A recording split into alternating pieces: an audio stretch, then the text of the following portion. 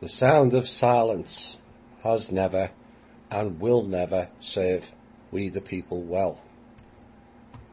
This is another of our exposés and is a wider aspect of the From Russia with Love 4 show, and it goes much deeper into a certain topic covered within that show and reveals more of the players involved and the depths of which they will stoop to and levels of evil they all too frivolously used. Some will say, why focus on evil? And that is a valid question. But these topics have to be covered to avoid the future generations being corrupted with this type of thinking and practices. For too long, topics like this have remained largely unhidden. Although covered in some alt-media circles, it is often lost in a plethora of bullshit or their figures downgraded, and so does not come to a wider audience or attention. Our shows now go far and wide, despite their attempts to downgrade or interfere with our show and the social media pages. And this document will reveal much and will be interspersed with my own knowledge and input for greater clarity. Now, in From Russia with Love 4, we touched on Margaret Sanger and the eugenics program. This show will go deeper into and will likely create a second show to touch on some wider aspects contained within this show. This was the precursor to the carnage of child trafficking and other child abuses. Many around the world are now hearing for the first time. But these happenstances are not new, as you'll find out, and has been running in the background of all who listen to this show your whole lifetime. Often people mistake that evil is a more modern day thing, and oh how things have gotten worse and how better it was in the olden days. Wrong thinking. It was always this bad, you just never heard of it. Some may feel this is a past event and not as prevalent today. But once you connect the dots to modern day happenstance, it becomes a very clear event and warning. The names change, but the programs remain. Understanding the depth of it allows you to see through their illusion games designed to fool us all. The file is called The Brotherhood of Death and was long before Project Paperclip, although they were involved in it later, but has certainly nothing to do with Project Blue Book or Bluebeam, as recently mentioned on a certain show. Accuracy of information is important. Right, the first topic of this file tonight is called Human Guinea Pigs. And years before, Henry Kissinger and Brent Scowcroft made population reduction the official foreign policy of the United States government. The Rockefeller brothers, most especially John D. Rockefeller III, or JDR III as he was known, were busy experimenting on human guinea pigs. In the 1950s, brother Nelson Rockefeller was occupied with exploiting the cheap, non-union labour of Puerto Ricans in the New York Garment Center sweatshops. He was flying them into New York at cheap rates on the family's Eastern Airlines shuttle. He was also engaged in setting up cheap labour manufacturing directly on the island, far away from prying US health and industrial safety regulators, under a government program called Operation Bootstrap. Now, at the time, Nelson was also Under Secretary of the Department of Health, Education and Welfare, and a shadowy and highly influential figure in the Eisenhower administration. Now, in Nelson's version of Operation Bootstrap, The boots were owned by the Rockefeller family and their business friends. The only straps were those used by sweatshop owners on the island to force a higher level of productivity, whilst Nelson was busy encouraging the spirit of free enterprise amongst Puerto Ricans. Brother John D. III was running human experiments in mass sterilization on the poorer citizens of Puerto Rico. Now, Puerto Rico was an unfortunate island whose sovereignty got lost somewhere in the shuffle of American diplomacy, and it was a de facto US colony with ultimate legal control decided far away in Washington, making it an ideal experiment station. Now, it is my belief that Puerto Rico is actually a de facto crown colony, not American, and that is why the Crown established the IRS there. Now, through this newly founded Population Council, JDR III first ran some of the experiments in population reduction, which would later become global State Department policy under Henry Kissinger's NSS, SSM 200. So the NSSM was known as National Security Study Memorandum 200. Implications of worldwide population growth for US security and overseas interests were completed on December the 10th, 1974 by the United States National Security Council under the direction of Henry Kissinger, and it was adopted as official US policy by the US President Gerald Ford in November of 1975. Yet again, that term national security rears its head again. And people have to understand, when the term national security is used, it is not for yours or the country's safety, but to cover up agency, bloodline families and think tank programs and crimes. Period. Now, JDR III made Puerto Rico into a huge laboratory to test his ideas on mass population control, beginning in the 1950s. By 1965, an estimated 35% of Puerto Rico's women of childbearing age had been permanently sterilized. 35%. And that was according to a study made that year by the island's Public Health Department. The Rockefeller Population Council and the US Government Department of Health and Education and Welfare, where Brother Nelson was Undersecretary, packaged the sterilization campaign. They used the spurious argument that it would protect women's health and stabilize incomes if there were fewer mouths to feed. Poor Puerto Rican peasant women were encouraged to then give birth in sanitary new US-built hospitals where doctors were under orders to sterilize mothers after 2 children by tying their tubes, usually without the mothers being aware of what was being done. By 1965, Puerto Rico was a world leader in at least one category. It had the highest percentage of sterilized women in the world. India lagged badly in comparison with a mere 3%. It made a difference when the Rockefeller family could control the process directly without government meddling. Sounds just like the National Security Act, that to me.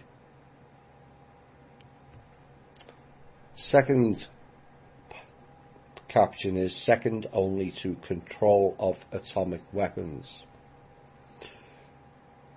John D. Rockefeller III's forced sterilization was no radical departure for the family. The Rockefellers had long regarded Puerto Rico as a convenient human laboratory. In 1931, the Rockefeller Institute for Medical Research, later renamed the Rockefeller University, financed the cancer experiments of Dr. Cornelius Rhodes in Puerto Rico. Rhodes was no ordinary scientist. It later came out that Rhodes had deliberately injected his subjects with cancer cells to see what would happen, and 8 of his subjects died. Rhodes, like many of the Jewish scientists we mentioned in a previous show, was also involved in the Nuclear Energy Commission, involved in developing chemical weapons for the army, and he referred to his patients as experimental animals. He wrote, "If they don't develop something, they certainly have the constitutions of oxen." All very Talmudic, that is it not? Now, the Rockefeller Institute pathologist Rhodes complained in November 1931 that Puerto Ricans are beyond doubt the dirtiest, laziest, most degenerate and thievish race of men ever inhabiting this sphere. What the island needs is not a public health work, but a tidal wave or something to totally exterminate the population. He went on, "I have done my best to further the process of extermination by killing off 8. And that was initially written in a confidential letter to a fellow researcher, and Rhodes' boast of killing Puerto Ricans appeared in a Time magazine in February 1932 after Pedro Albizu Campos, the leader of the Puerto Rican Nationalist Party, gained possession of the letter and published its contents.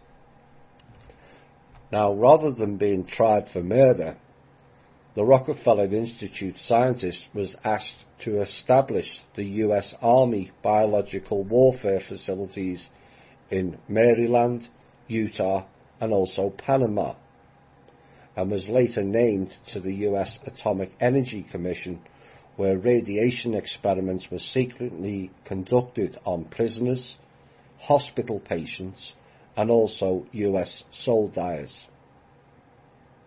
In 1961, more than a decade before his policies were to become enshrined in NSSM 200, JDR III gave the second McDougall Lecture of the United Nations Food and Agricultural Organization. Rockefeller told the listeners, "To my mind, population growth is secondly only to the control of atomic weapons as the paramount problem of the day."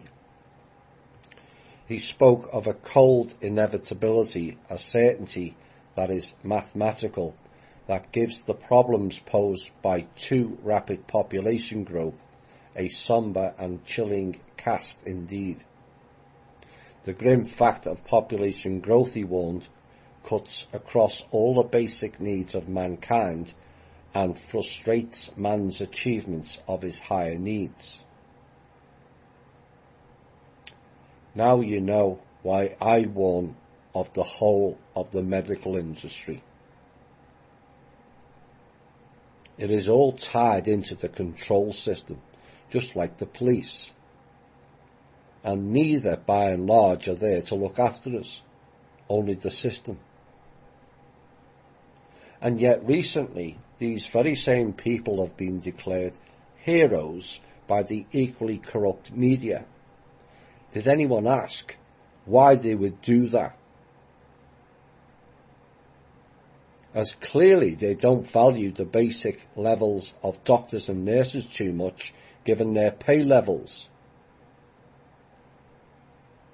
And what they're doing is they're setting the public up for future vaccines. Come to our heroes and have your injections. Be nice to our heroes. Respect our heroes. They are saving your lives with the vaccines. The heroes is a public psychology stunt, a psyop. Nothing more and nothing less. Now, JDR III grew up surrounded by eugenicists and racist theorists, Malthusians at the Rockefeller Foundation, such as Frederick Osborne, Henry Fairchild, and Alan Gregg. But let's look more closely at who or what is Malthusian. And it derives from the political and economic thought of the Reverend Thomas Robert Malthus, priest class again, as laid out in his 1798 writings. Yes, you heard that correct. Called An Essay on the Principle of Population. Who would have thought that eugenics would be written about that far back in time? 222 years ago. Now, Reverend Thomas Robert Malthus lived in Britain, and yet he was talking about this in a time period when the total population of England and Wales was only around 3 to 3.5 million. So clearly not overpopulated at that time. But was he the original speaker of that topic? Actually, no. And here is what I found out. Mr. Malthus, I suspect, was a latter-day David Wilcock, a plagiarizer. Hong Liangji, Chinese, 1746-1809, was a Chinese scholar, statesman, political theorist, and also a philosopher. And he was most famous for his critical essay to the Jiaqing Emperor, which resulted in his banishment to Yili in Xinjiang. Now, in modern times, he is best remembered for his essay Xi Ping Pian on governments and well-being of the empire, on population growth and its socio-political consequences, in which he raised many of the same issues that were raised by Malthus, writing during the same time period in England. Now, Hong's time experienced one of the fastest expansions of population in Chinese history, with the promotion of New World crops such as corn. The Chinese population tripled from 100 million in 1651 to 1661 to 300 million in 1790. And the population boom resulted in a series of socio-economic problems and caused concerns amongst the mandarins. Now, in 1791, Qianlong Emperor expressed his worry to the court officials that the resources might not be able to support the growing population. 2 years later, meaning in 1793, Hong published Xi Ping Pian, the 26th essay of his anthology Opinions. This means Malthus did the 100th monkey effect, or he received the Hong Liangji book and then wrote an English version a few years later in 1798. So, in essence, the origin of eugenics itself came from China over 230 years ago now. But the question is, to how and why did the Chinese population explode to that level in the mid-1700s? What spurred that level of growth? and was there interference in that process? Perhaps the promotion or introduction of corn was a clue. Connect the dots. Now, Malthus died suddenly of heart disease on the 23rd of December 1834 at his father-in-law's house, and he was buried in Bath Abbey. And his portrait and descriptions by contemporaries present him as a tall and good-looking person, but with a cleft lip and palate. Now, the irony is, under the more modern-day versions of eugenics, he, with that affliction, would have been cast asunder as an inferior by his own programme. Now, for John Rockefeller III, it seems only natural that he and others of his class should decide which elements of the human species survived in order that they could have life as we want it to be. Sounds just like the Rothschilds who said to Kim, "You are ruining our way of lives." Indeed, because you are psychopaths with no respect for life except their own. They saw it as being a bit like culling herds of sheep for the best of breed. Herds of sheep being shown towards the gate. Topical recently due to the new age elements of the alt media, all waiting for the coming of the Lion's Gate. Except the Lion's Gate was also called the Sheep's Gate. Just saying. And the gate is open from July the 27th to August the 12th, not just the double Mobius numeric value of 8.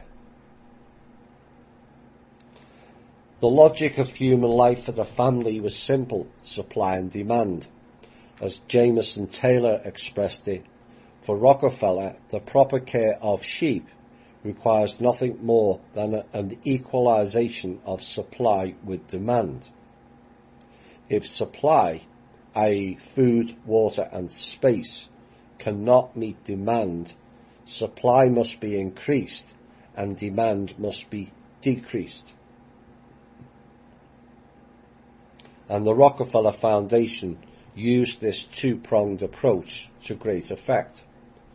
The supply shortage has been addressed by advanced medical practices and increased crop yields. The demand problem has been solved by culling the herd via birth control and abortion.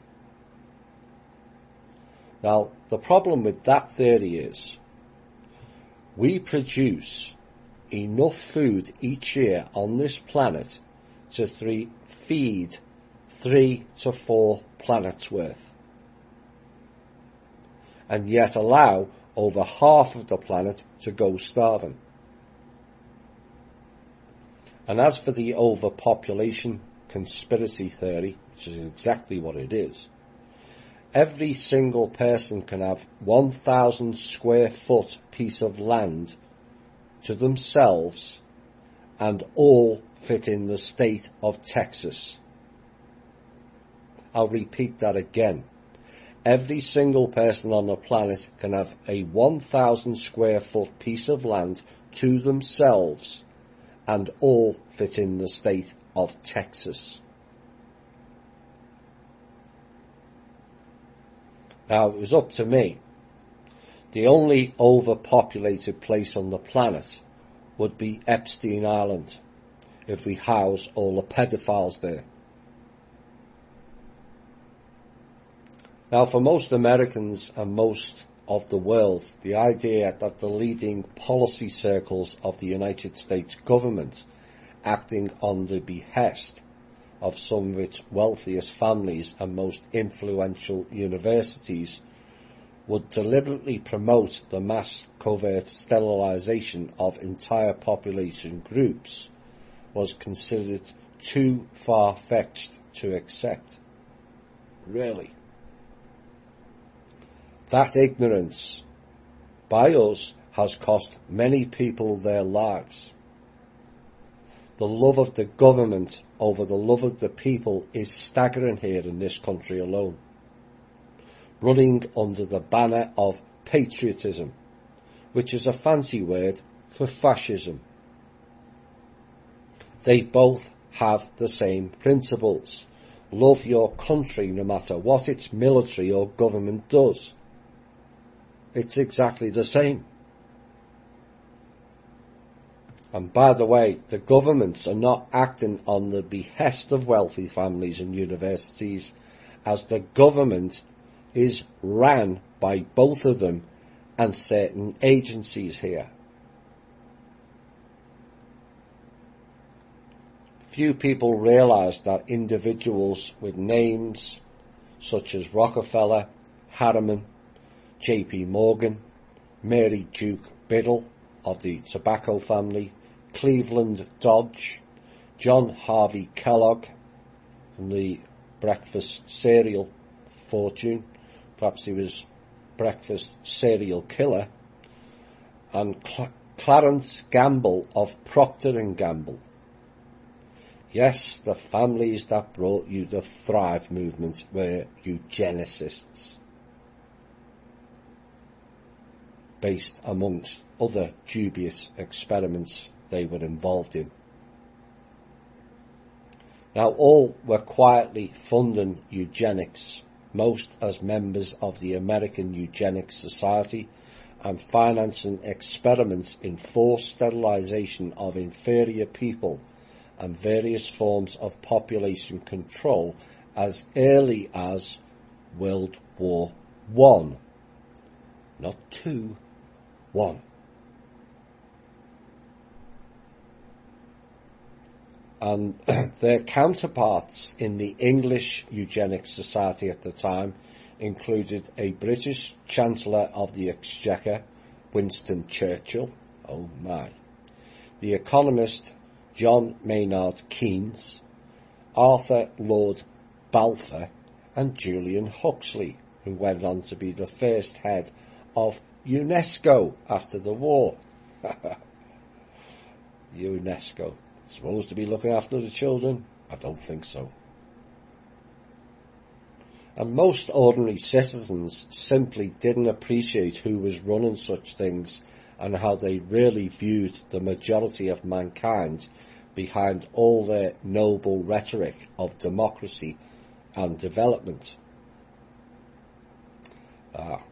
Lord Balfour, along with his buddy Lionel Rothschild, was also involved in creating the fake country known today as Israel,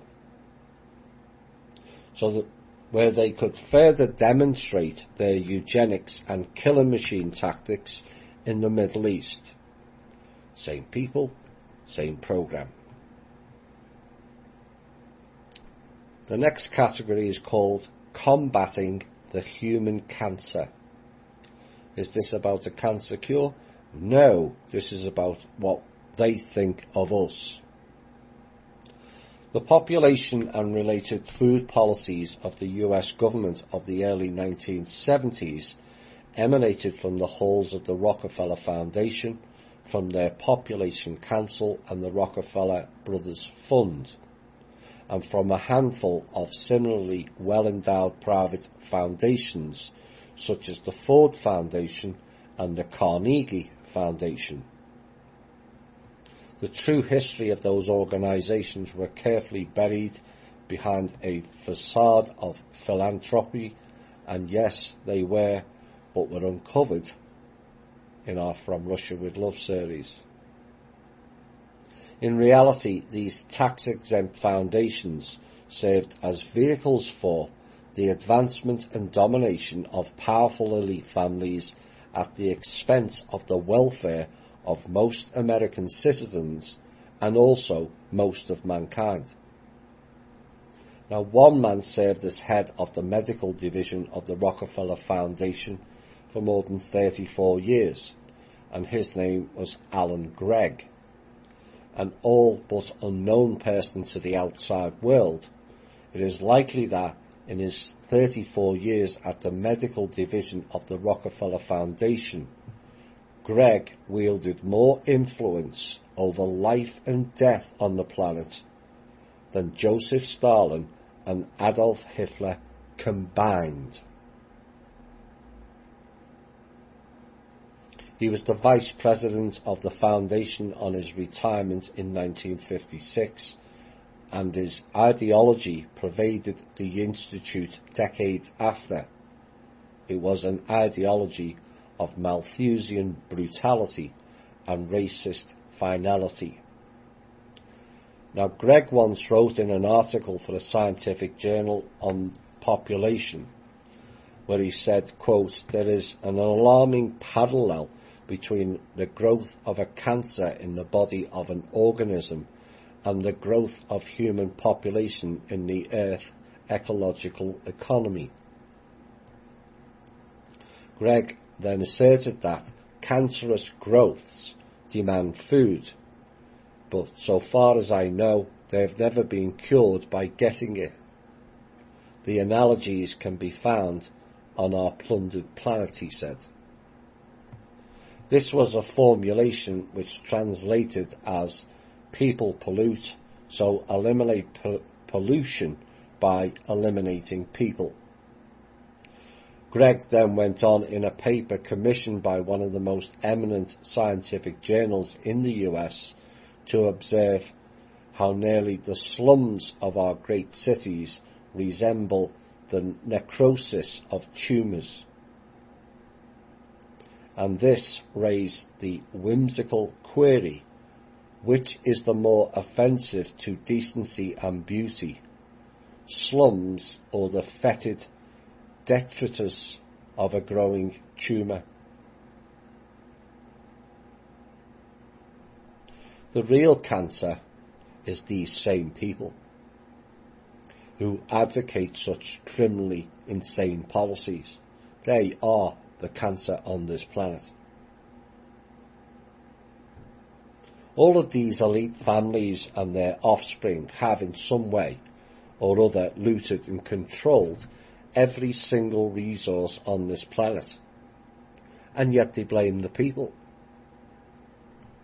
Oil, nuclear power and weapons, military, clearing forests, inhabiting many of the inaccessible islands for their criminal enterprises, private planes, private cities, vast underground bases, fracking and several other earth harvest and damaging enterprises, all operated by them.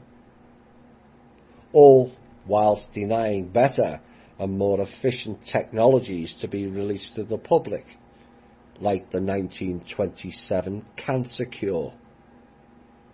Yes, it was cured in 1927 and they killed him.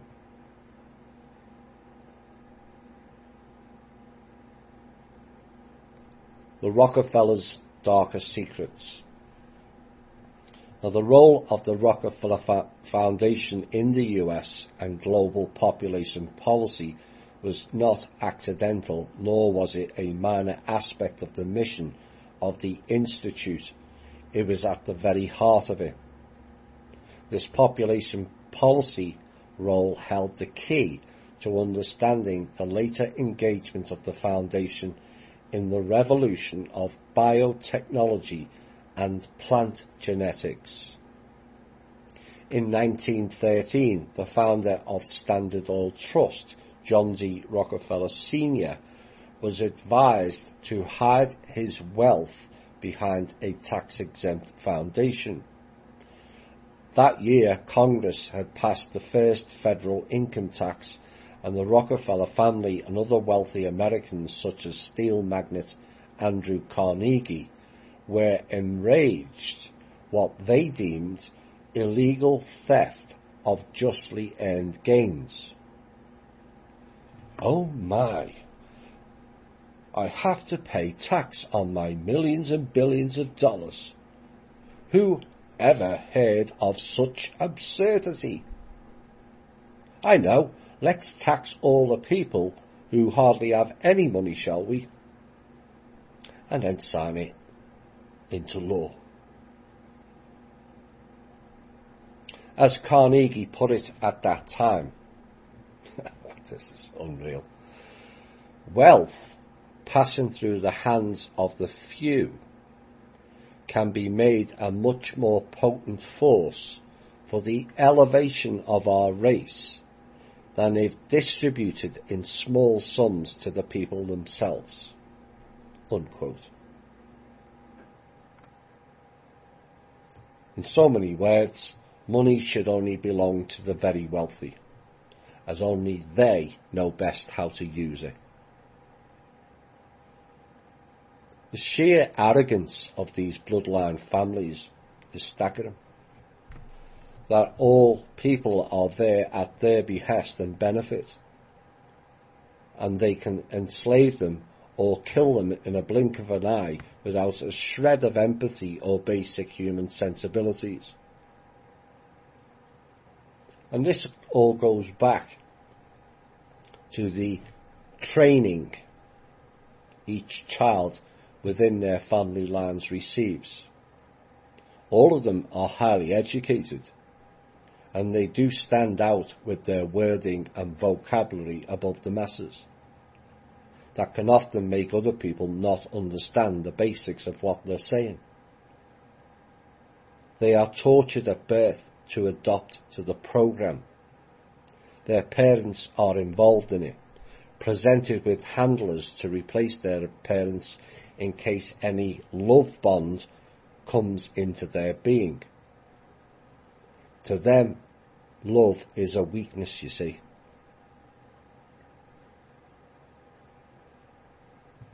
And all while they're being tortured and abused, they are told they are special. They are above all the masses and should always look down and frown upon them. Dismissive and arrogance becomes their forte, and they often struggle to adapt within the masses. Now, the newly established Rockefeller Foundation's stated mission was to promote the well-being of mankind throughout the world. Promote the well-being of mankind, oh dear. That's about as much of a misnomer as the term intelligence agent. And it went without saying that the foundation alone and the Rockefeller family would decide just what promoting the well-being of mankind entailed. From its inception, the Rockefeller Foundation was focusing on culling the herd, or systematically reducing populations of inferior breeds.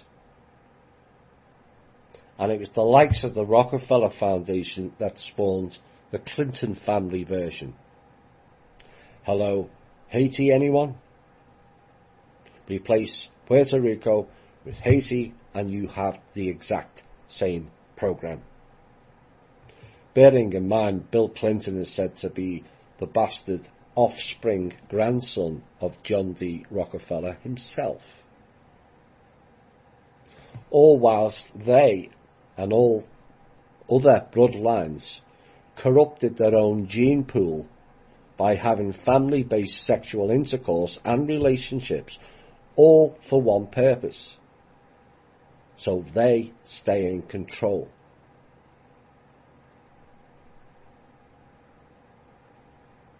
Hey, I have a bright idea. Let's all screw our sisters and mothers so we can rule the world. All very Egyptian, that to me. And they think the masses are the problem? Now, one of the first Rockefeller Foundation grants was to the Social Science Research Council for study of birth control techniques back in 1923. And that was with Margaret Sanger. Now in 1936 the foundation created and endowed the first Office of Population Research at Princeton University, another one of the clown groups, headed by the Eugenics Society member Frank Notestein, to study the political aspects of population change. From its founding onwards, the philosophy of the Rockefeller Foundation was to deal with causes rather than symptoms. Clearly, one of the causes of world problems, as the family saw it, was the persistent tendency of the human species, at least the less wealthy portion of it, to reproduce and multiply itself. Ignoring the fact that all male royals and elite bloodline family members are given a plethora of prostitutes to sleep with, all carefully selected from around the world with the desire to produce offspring, and then send that child to the country of origin of the prostitute to then raise those children up, who miraculously end up as heads of state or countries or CEOs of their companies. Hello, House of Saud Group and his 146 children. Again, it's all very Egyptian and Anunnaki, that to me. An increasing number of people in the world meant a greater potential to cause trouble and to demand a bigger slice of the big pie of life, which the Rockefellers and their wealthy friends regarded exclusively as their, quote, God-given right, unquote. Now, back in 1894, when the family's oil fortune was in its early days, JDR III's father, John D. Jr., wrote an essay as a student at Brown University entitled The Dangers to America Arising from Unrestricted Immigration.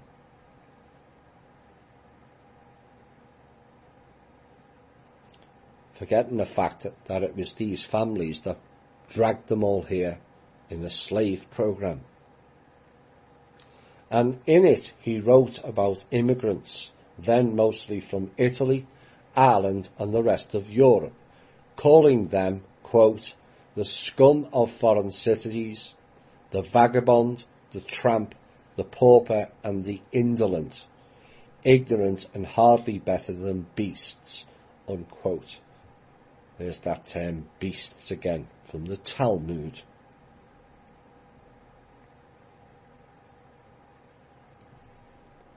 But I need to bring that back. Then mostly from Italy, Ireland and the rest of Europe. Oh, really? I state in mock horror. Because his story has told us all along that only the black people were the forced immigrants. Right, the next category, the best of breed, eugenics and the master race. Now, one of the first philanthropic projects undertaken by the Rockefeller Foundation in the 1920s was to fund the American Eugenics Society and the Eugenics Record Office at the Cold Spring Harbor, New York, where by 1917 John D. Rockefeller had become the office's second largest supporter after the Harriman family. Eugenics was a pseudo-science back then, and the word was first coined in England in 1883 by Charles Darwin's cousin Francis Galton, and it was founded on Darwin's 1859 work, The Origin of Species. Darwin had imposed what he termed the application of the theories of Malthus to the entire vegetable and animal kingdom, and Malthus, who shortly before his death had repudiated his own theory of population, asserted in his 1798 tract, Essays on the Principle of Population, that populations tend to expand geometrically while food supply grew only arithmetically, leading to periodic famine and death to eliminate the surplus populations. Now, during the latter 19th century, an explosion of population in Europe and North America was accompanied, thanks to the application of science and technological improvements, by rising living standards and increased food supply, thus discrediting Malthusianism as a serious science. However, by the 1920s, Rockefeller, Carnegie, and other vastly wealthy Americans embraced a Malthusian notion of what came to be called social Darwinism, which justified their accumulation of vast fortunes with the argument that it was a kind of divine proof of their superior species. I'm going to get my MeWe GIF out. Really. Survival traits over less fortunate mortals, they proclaimed. But the great question is, who funded them? Where and how did they acquire their greater knowledge base? Who helped these bloodlines attain their status and their ultimate reign as proxy control of the planet agents? The answer is the Trust and Marduk and his Anunnaki bloodline family, of which the Rothschilds is the closest in terms of DNA to that reptile group. And the reason I say proxy agents is all these bloodline families were duped by the simple method of seducements, of greed, fame and wealth. And then when the trustee had collected all the planet's assets, he cut them all off. The Rothschild, who said all those who followed the currency RV were jackasses. But perhaps he doesn't realise that all bloodline family members are or were the actual jackasses themselves, who were duped on a massive scale. Self-importance is not and never will be a virtue, Mr. Rothschild. A related major Rockefeller Foundation project in the 1920s was the financing of Margaret Sanger's Planned Parenthood Federation of America, initially known as the American Birth Control League, a racist association promoting eugenics in the form of population control and forced sterilization under the guise of rational family planning. She wrote, "Birth control is thus the entering wedge for the eugenic educator. The unbalance between the birth rate of the unfit and the fit is admittedly the greatest present menace to civilization."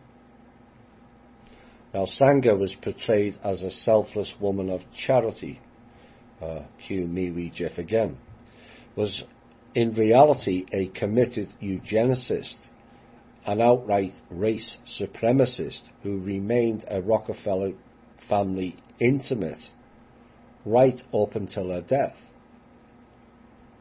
She railed against inferior classes and was obsessed with how to limit and discourage the over-fertility of the mentally and physically defective.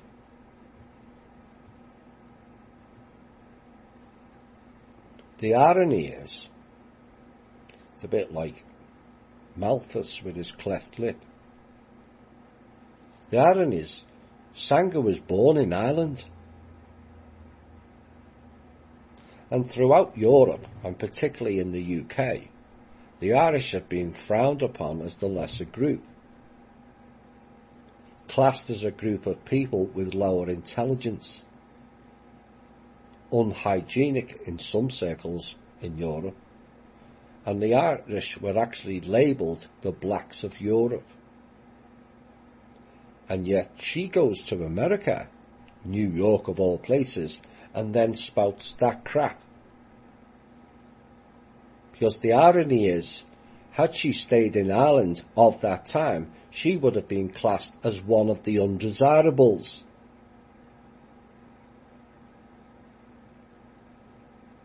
Now, the common misconception when labelling it as a racist policy is that it is all done against one colour. Well, the Puerto Rican story earlier disproves that. And the idea that it is a programme run by whites only is again pure propaganda, as Jews are not whites. And many of these programmes have been ran by Jewish-based peoples who even used it against their own so-called people.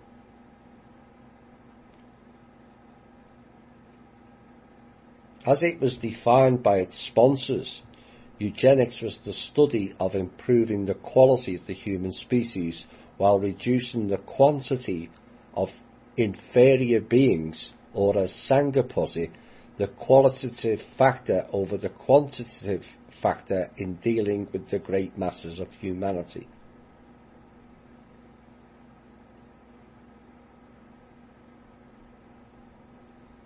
Now, the title page of the Eugenics Review, the Journal of Eugenics Education Society, carried the original definition of British eugenics founder Francis Galton, Darwin's cousin, all keep it in the family, who defined eugenics as the science of improvement of the human race germ plasm through better breeding.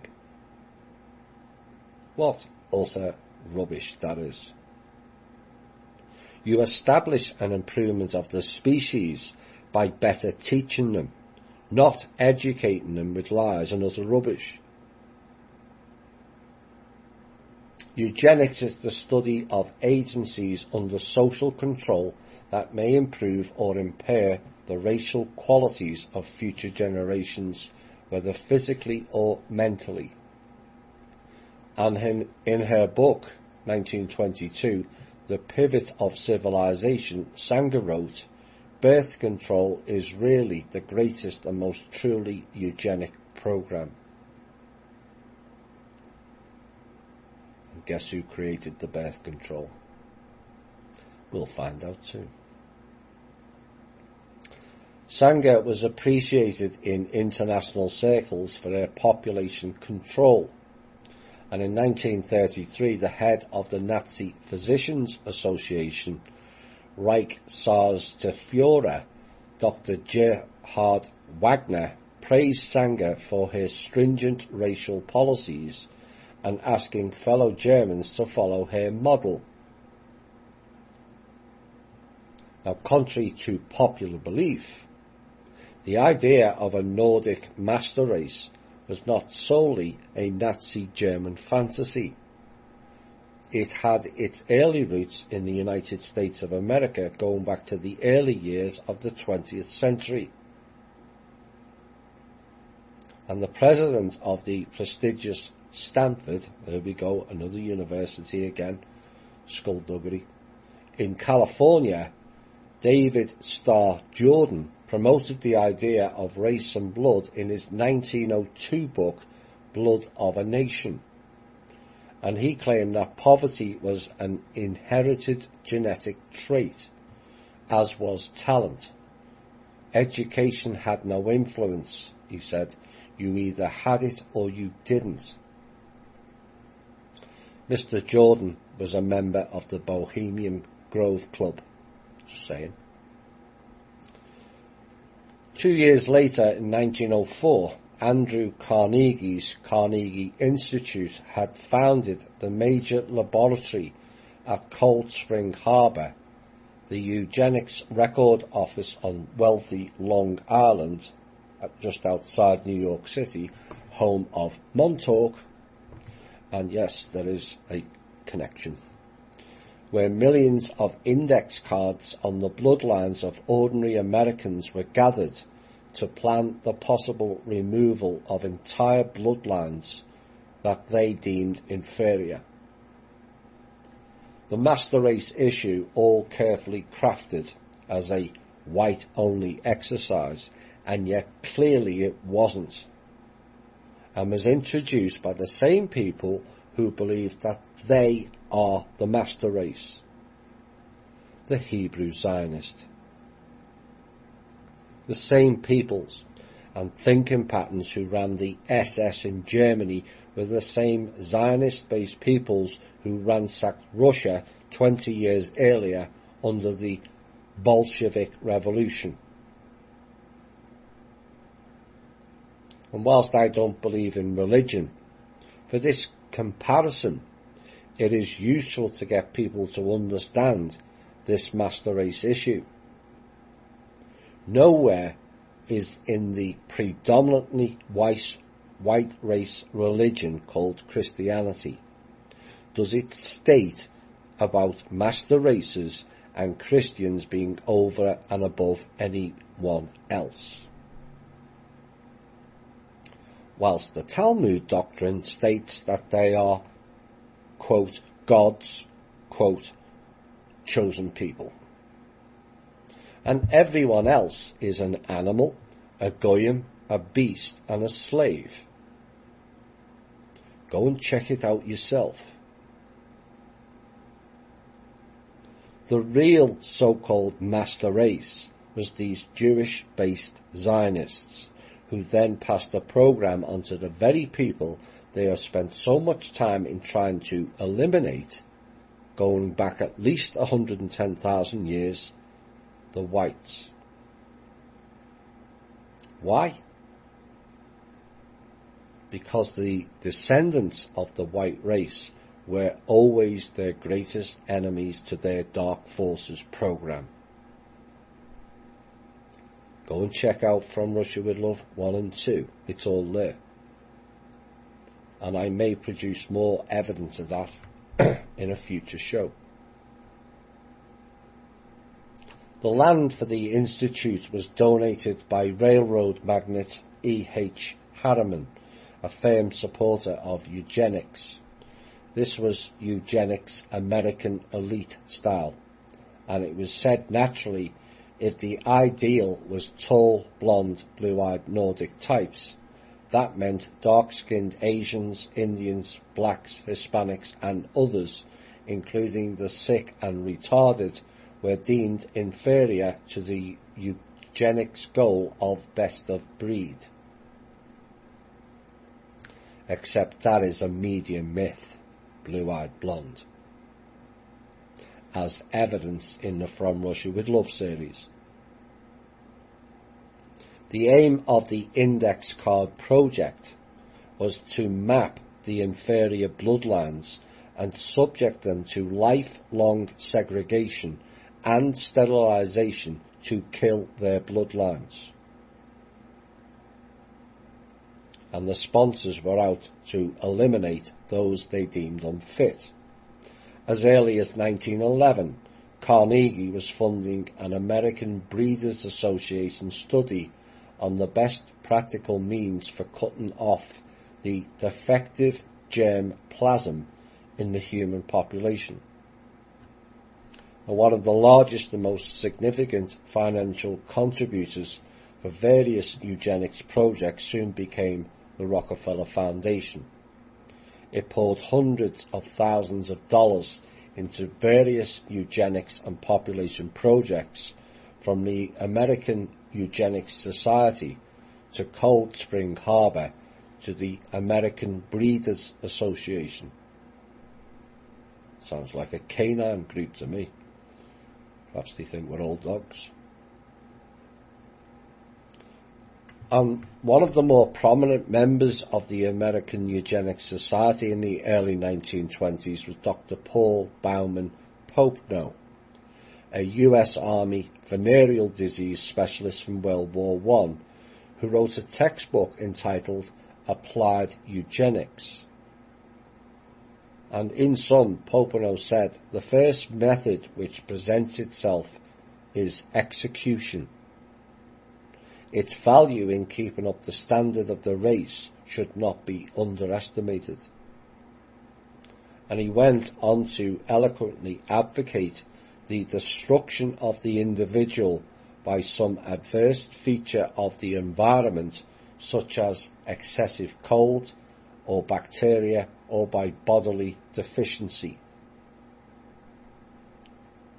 And in his book, he spoke of an estimated 5 million Americans who would, at one point or another in their lives, end up in mental hospitals.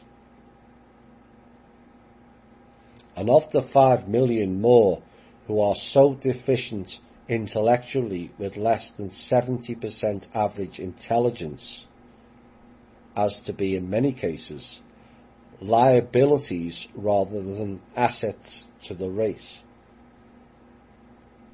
And the book was aimed at a select elite readership. So where did that figure come from? 5 million Americans would end up in mental hospitals. Was that a preconceived idea of these psychopaths? It was an example of what the eugenics movement termed negative eugenics, the systematic elimination of inferior beings, whether mentally inferior, physically handicapped, or racially non-white. Popenoe's radical approach was a bit too controversial for some, but by 1927, in Buck versus Bell, the US Supreme Court, in a decision by Justice Oliver Wendell Holmes, ruled that the forced sterilization program of the state of Virginia, hello Langley, was constitutional. They were running nefarious programs out of Virginia before Langley started. Dear me.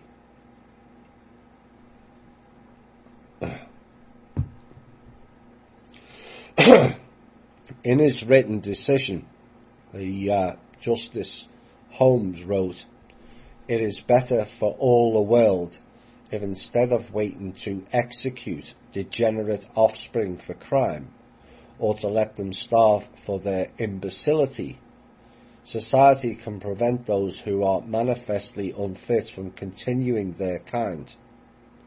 3 generations of imbeciles are enough," he said.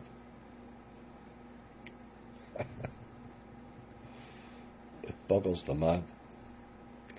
Holmes was said to be one of the most influential Supreme Court justices and was also one of its most outspoken racists. Now, whilst this is almost always deemed to be against people of colour or non-whites, in 1920 census, the American white population comprised of 90% of the people, with 95 million out of a population of 106 million. Are we led to believe this depopulation program was only for the other 11 million? Or were they actually determined to eliminate large portions of the whites?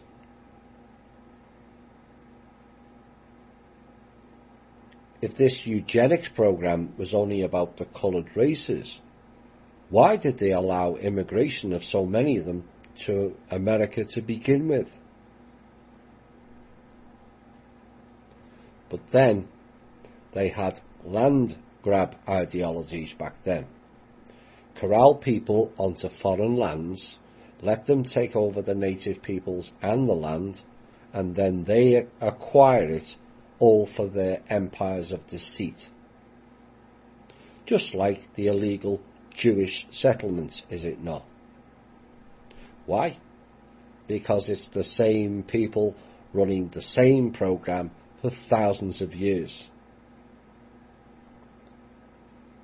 Now, in 1922, the aging Holmes wrote to British economist and Labour Party leading figure Harold J. Lasky, "As I have said, no doubt often, it seems to me that all society rests on the death of men. If you don't kill them one way, you kill them another, or prevent them from being born."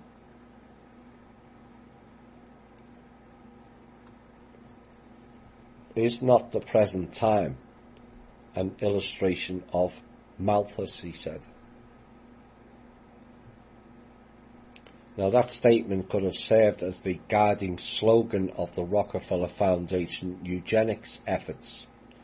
This 1927 Supreme Court decision then opened the floodgates for thousands of American citizens to be coercively sterilized or otherwise persecuted as subhuman. That led to the deliberate act known as the Great Depression, which didn't kill enough people, and so World War II was created by these same psychopaths. Now, one Illinois mental hospital in Lincoln fed new patients milk from known tubercular cows, in the conviction that a genetically strong human specimen would be immune.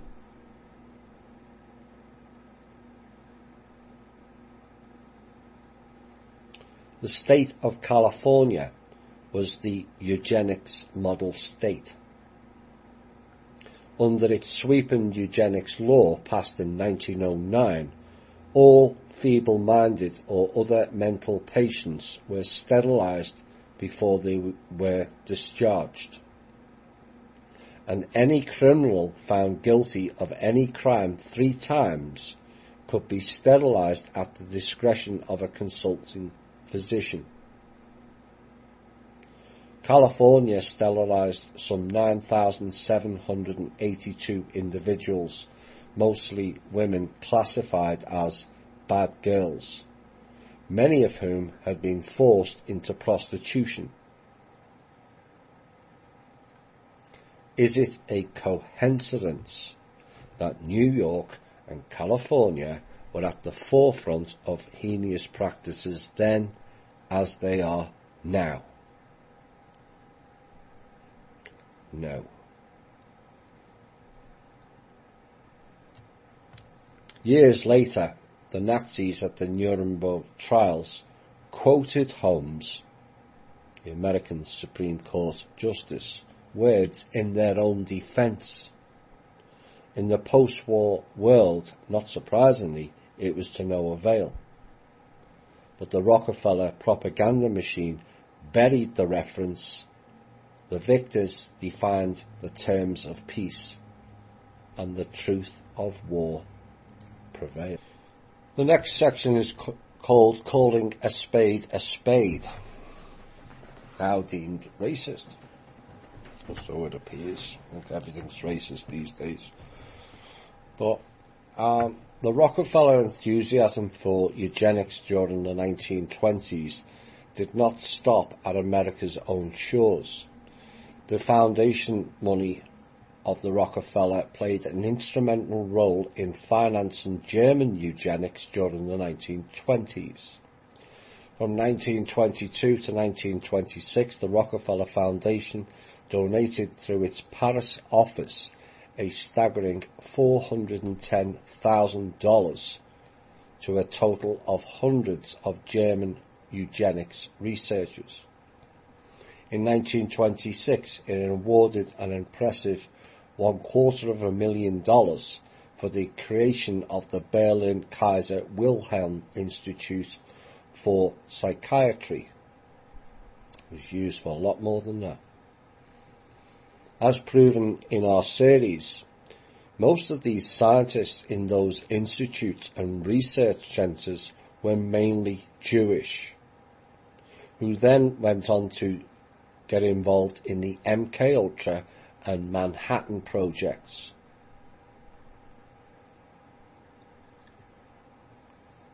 Now that sum of figure, $250,000, which equates to around $29 million in today's money, was a sum especially unheard of in a Germany devastated by Weimar hyperinflation and economic depression. It's funny they can give all that money to research centres but not the poor German people, is it not? And during the 1920s, Rockefeller Foundation money dominated and steered German eugenics research. But if this was all about eliminating the coloured races, as his story tells you, why is all the funding and the programs being run in predominantly white countries?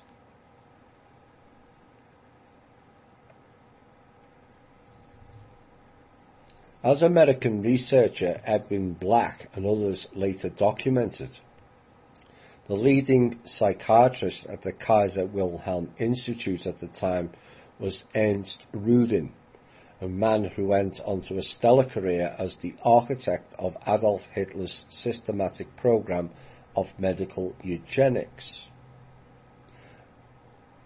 The Rockefeller-financed Rudin was named president of the World Eugenics Federation in 1932. They love their titles, don't they? Of course, nowadays they all go by the term psychotic jackasses. And their platform was openly advocating the killing or sterilisation of people whose heredity made them a public burden.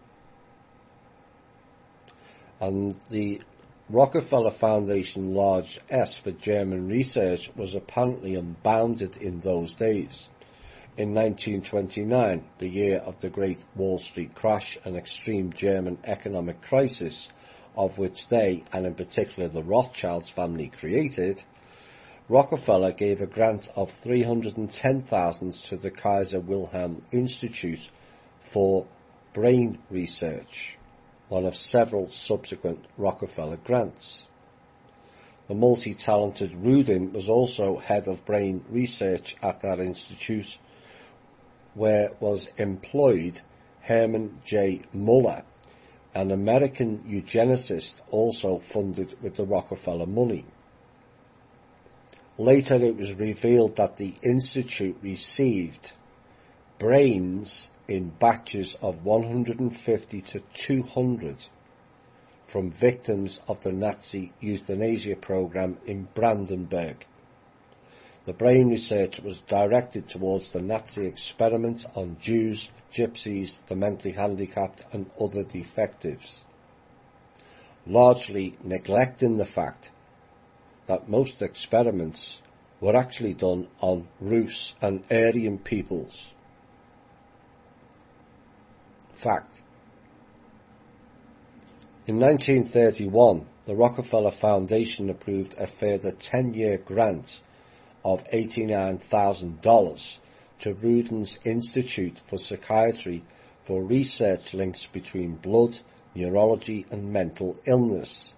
Rockefeller money was funding eugenics in its purest form. Rudin also led the Nazi program of forced eugenic sterilization and was a prime architect of the 1933 Nazi sterilization law. Rudin and his staff, as part of the task force of heredity experts, chaired by SS Chief Heinrich Himmler, Sieg Heil, the real Sieg Heil, drew up the sterilization law, described as an American model law, and it was adopted in July 1933 and proudly printed in the September 1933 Eugenical News with Hitler's signature. But the program came from America. And this was before paperclip.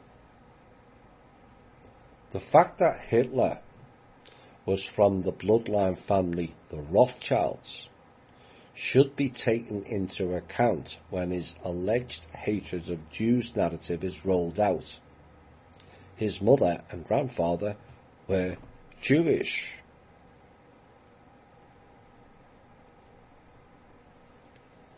And I guess the only conclusion you can draw from that is, not all Jews are the same. And that is 100% correct, and proves our From Russia with Love series analysis. Rudin called for sterilising all members of an unfit individual's extended family. Rudin was twice honoured by Adolf Hitler for his contribution to German eugenics and racial cleansing. Under his sterilisation law, some 400,000 Germans were diagnosed as manic depressive or schizophrenic and forcibly sterilised, and thousands of handicapped children were simply killed.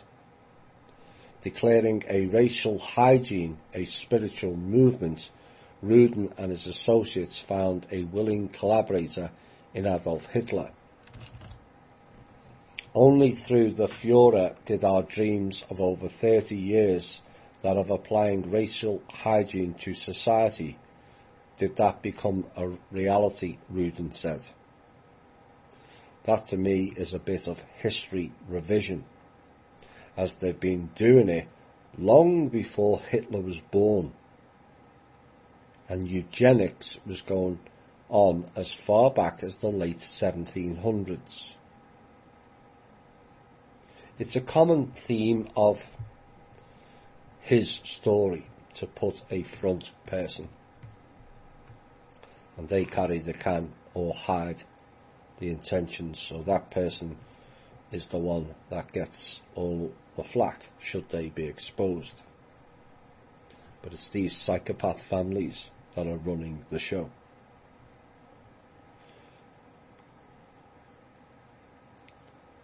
Now, Hitler personally was a great enthusiast, it was said, of American eugenics, praising US eugenics efforts in 1924 in his Mein Kampf book. And he wrote, "There is today one state in which at least weak beginnings towards a better conception of immigration are noticeable. Of course, it is not our model German Republic, but the United States."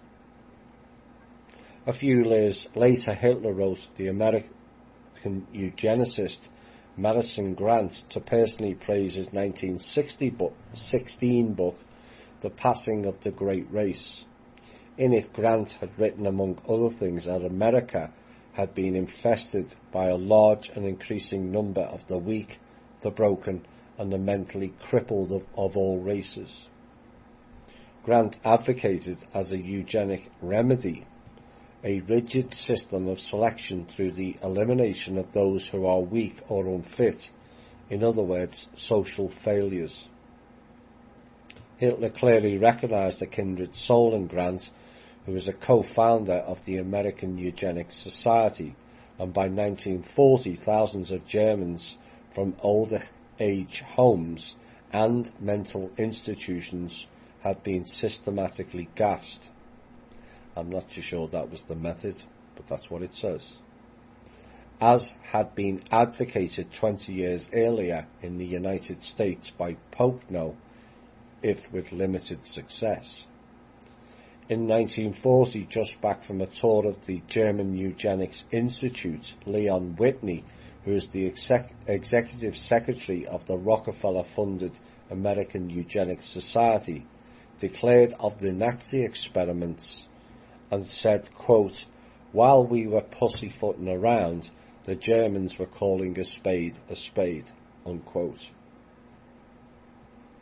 In May 1932, the Rockefeller Foundation has sent a telegram to its Paris office, which quietly funneled the US Rockefeller funds into Germany.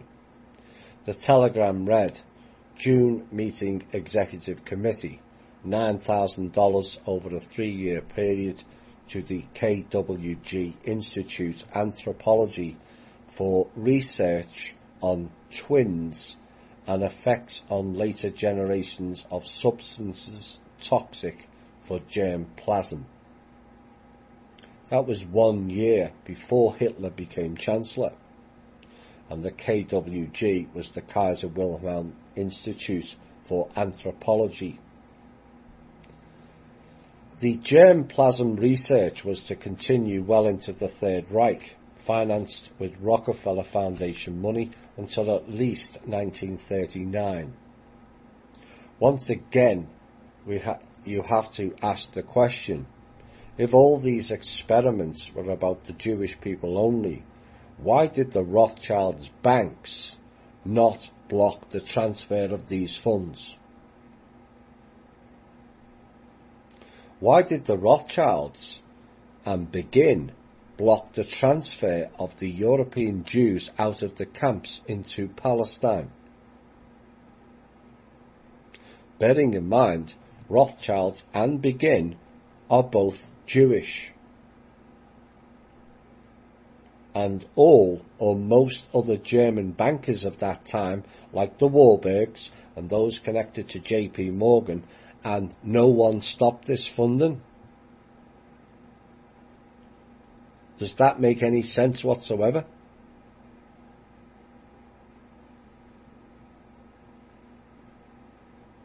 And the question remains, why, with so many Jewish peoples financing it, involved in the research and carrying out heinous experiments, if only the Jews were the target?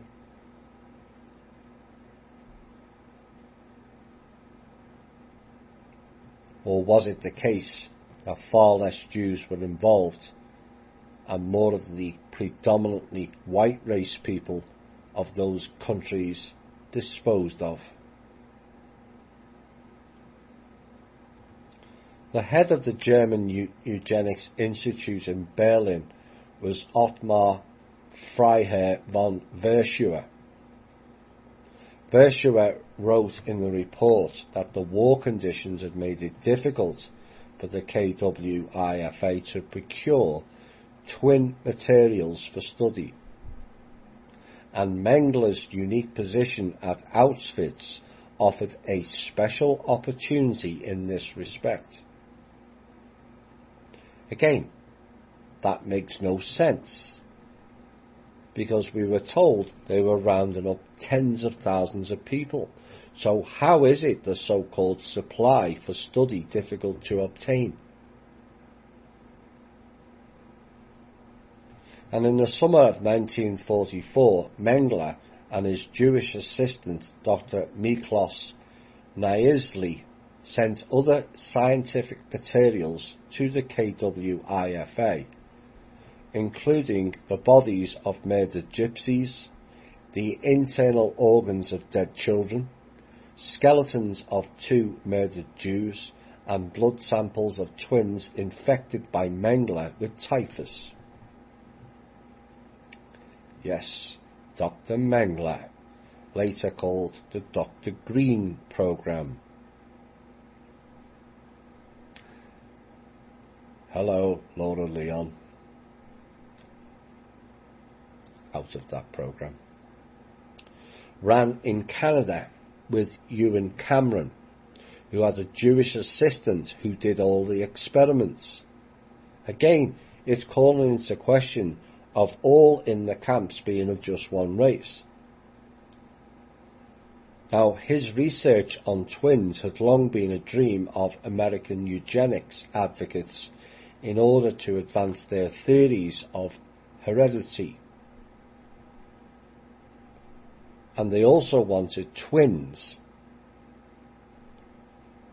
And this is my knowledge, not in this report. They also wanted twins to test out the downed ET craft as well, after they found out that the craft was in some way biometallic, and that the craft was connected and one with the operators of the craft in some way. So because these craft had 2 seats, they used twins to try and start the craft, and many of them died. In 1942, in a German Nazi eugenics journal, Der Herbarts, which he edited, von Verschuer advocated a total solution to the Jewish problem. In 1936, still receiving Rockefeller funds, Verschuer was called to Frankfurt to head a newly established Institute of Genetics and Racial Hygiene at the University of Frankfurt, the largest of its kind. The Frankfurt Institute was responsible for the compulsory medical curriculum on eugenics and racial hygiene. Von Verschuer, long-time assistant, was Joseph Mengele, who headed human experiments at the Auschwitz concentration camp after May 1943. Von Verschuer was delighted when Mengele, who won the name the Angel of Death for his deadly experiments on human prisoners, was put to work in Auschwitz. The Angel of Death title, oh my. I'm sure everyone was desperately wanting to win that particular title. Not. And it's almost as ridiculous as the title Pindar, which means head penis of the reptile group. Fitting, if you ask me, as the title means they are the head dickhead of the dickheads. Pindar is also known as the Lizard King, which is indicative and disturbing in equal measure. Now their scientific research in Auschwitz could continue uninhibited, and he wrote at the time to the German Research Society, "My assistant, Dr. Joseph Mengele, MD, PhD, joined me in this branch of research. He is presently employed as captain and camp physician at the Auschwitz concentration camp. Anthropological testing of the most diverse racial groups in this concentration camp is being carried out with the permission of the SS Reichsführer Himmler," not Hitler, Mr. Himmler, who I believe was the real leader behind the SS and the awful experiments and mass killings carried out.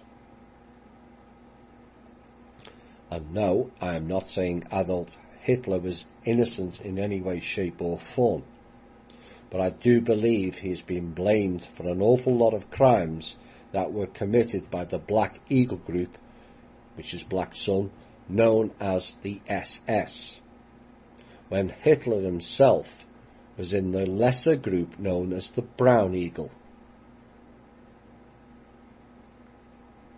And as mentioned earlier, Hitler had either a Jewish mother and certainly a Jewish grandfather, which also makes less sense of the alleged stance of his that has been passed down to us as his story. Never one to place principle before pragmatism, the Rockefeller Foundation ceased its funding of most Nazi eugenics, but not until the Nazis invaded Poland in 1939. Actually, it is rumoured that it was the French and British who invaded Poland first, not the Nazis. His story rewritten again. By that time, what had been established with their money over a period of more than 15 years was consolidated. Alan Gregg, the Foundation's director of the medical division, was the man who was most intimately involved in the Nazi funding of eugenics at every step of the way. His division was responsible for funding the various Kaiser Wilhelm Institutes. Another pivotal figure, perhaps he could have been Pindar, was Raymond B. Fosdick, who became president of the Rockefeller Foundation in 1936 and was, by informed accounts, the leading figure in the American Eugenics Society. After graduation, Fosdick started his career working as a public investigator for the City of New York before being appointed Commissioner of Accounts. Now, Fosdick first met John D. Rockefeller Jr. while investigating the issue of, quote, white slavery, unquote, and prostitution, as the latter was the chairman of the special grand jury in Manhattan, which was looking into the matter. Oh my, that is really covered in his story, is it not? Fosdick was investigating white slavery. You have to remember the origin of the word slave is Slav, as in the Slavic people. That predates this time period by at least 600 years. The Slavs were also of what is known as the Great White Race of the past, along with the Rus and the Aryans. And no, they were not the master race.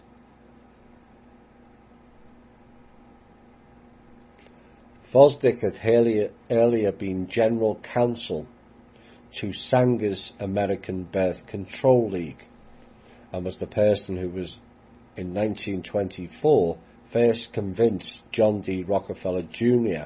of the importance of birth control and eugenics. He was also the brother of prominent eugenics advocate Harry Emerson Fosdick, the Rockefellers' pastor, for whom Rockefeller built the Riverside Church in the mid-1920s. The church is advocating for eugenics, oh dear. No surprise to me, but there you go. Raymond Fosdick had worked for the Rockefeller family since 1913. He had been sent to the Paris Peace Conference in 1919 as part of Colonel Edward Mandell House's group, the Inquiry, the secret team which ran the American negotiations at Versailles. After Versailles, Fosdick went on to become John D. Rockefeller's personal attorney and ran the Rockefeller Foundation for over 3 decades. In 1924, Fosdick had written a personal letter to John D. Rockefeller Jr. urging foundation funding for Margaret Sanger's eugenics work in birth control, stating, "I believe that the problem of population constitutes one of the great perils of the future, and if something is not done along the lines these people are suggesting, we shall hand down to our children a world in which the scramble for food and the means of subsistence will be far more bitter than anything at present." Leaving Mengele holding the proverbial bag, Verschuer fled Berlin before the end of the war and avoided a Nuremberg trial. By 1946, he was writing to his old friend, the U.S. Army eugenicist Paul Popenoe in California, who had bailed cocoa and coffee to Verschuer back in post-war Germany.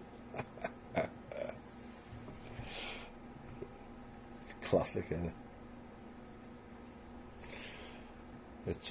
It beggars belief. Old Nazi friends managed to whitewash Verschuer's Auschwitz past, for which all records had been conveniently destroyed.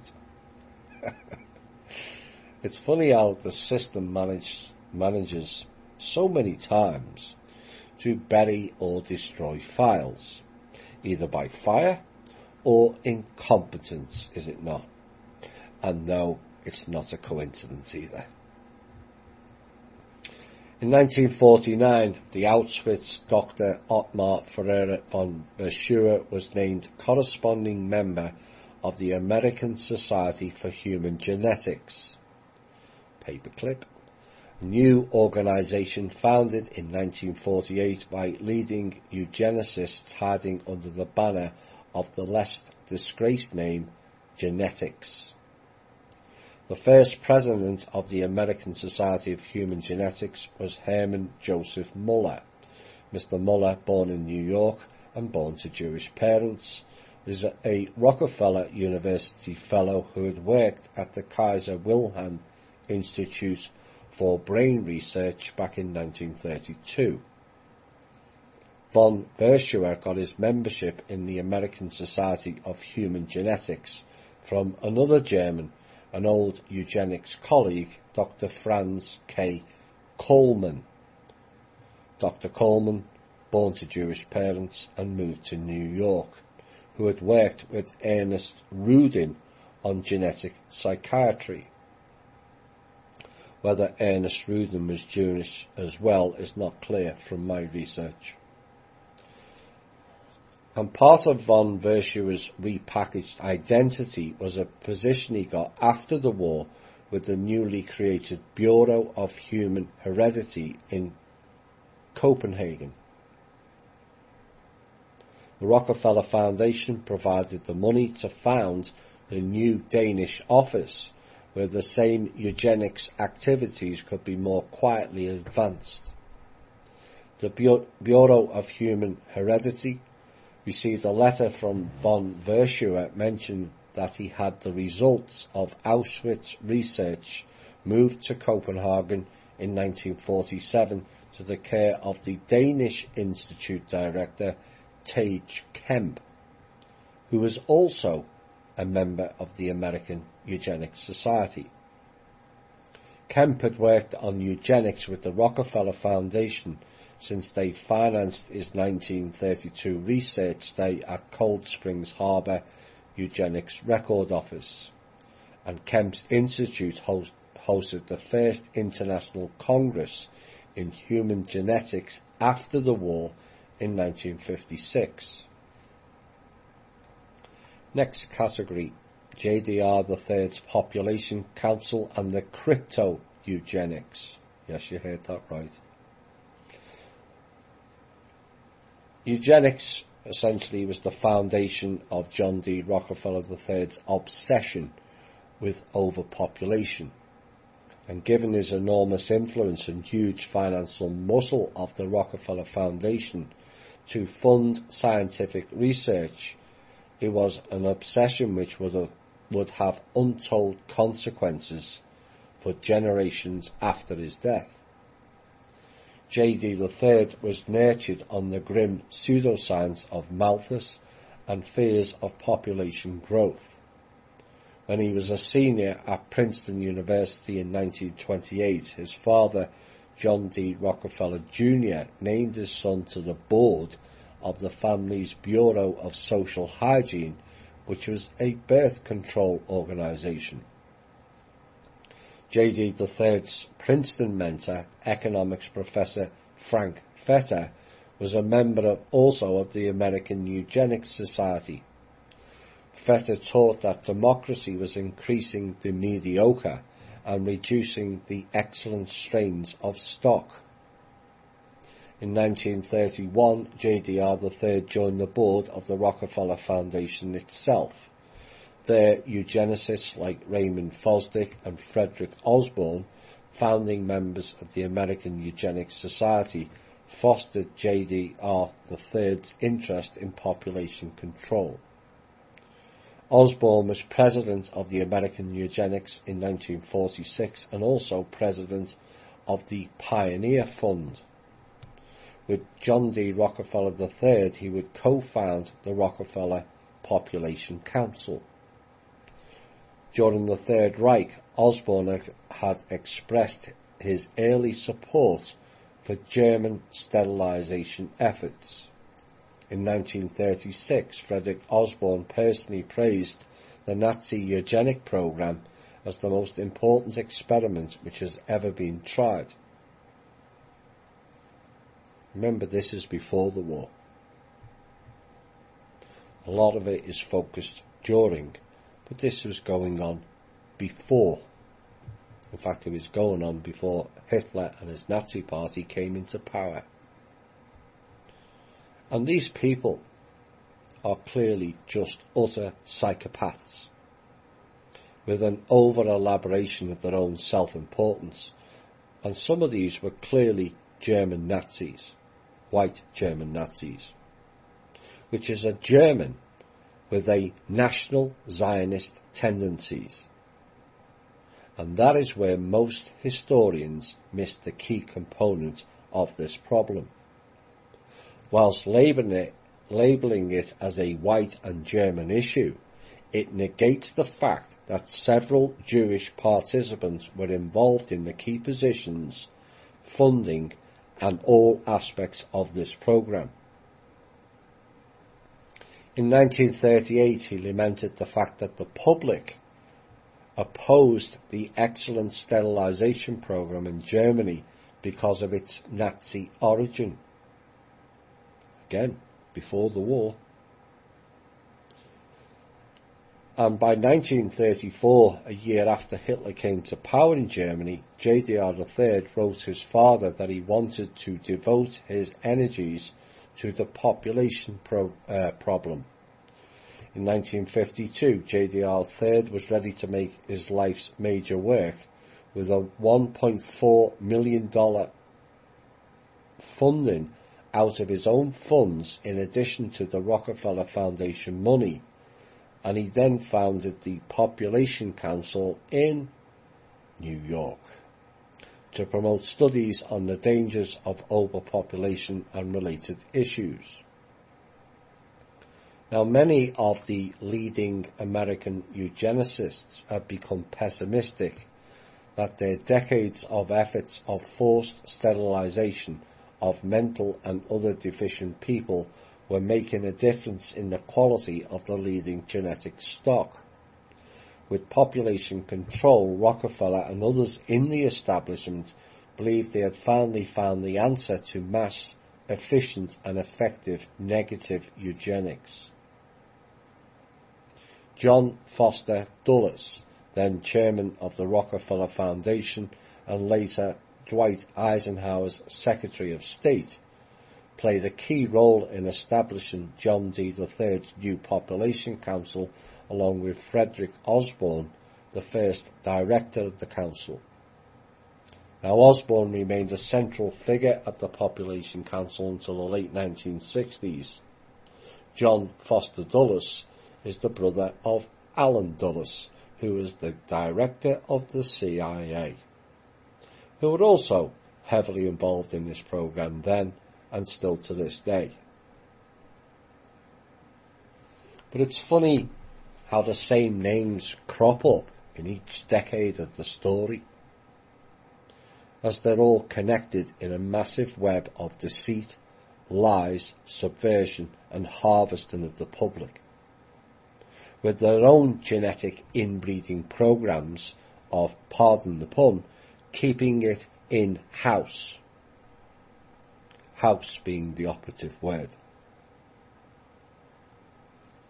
The founding meeting of the Population Council held in the Rockefeller's family's Williamsburg, Virginia village was attended as well by Detlev W. Bronk, who was then the president of both the Rockefeller Institute and the National Academy of Sciences.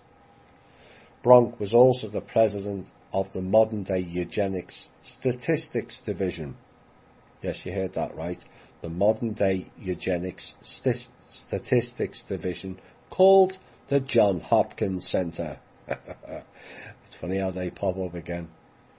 And it was his family name that named the area in New York today known as the Bronx.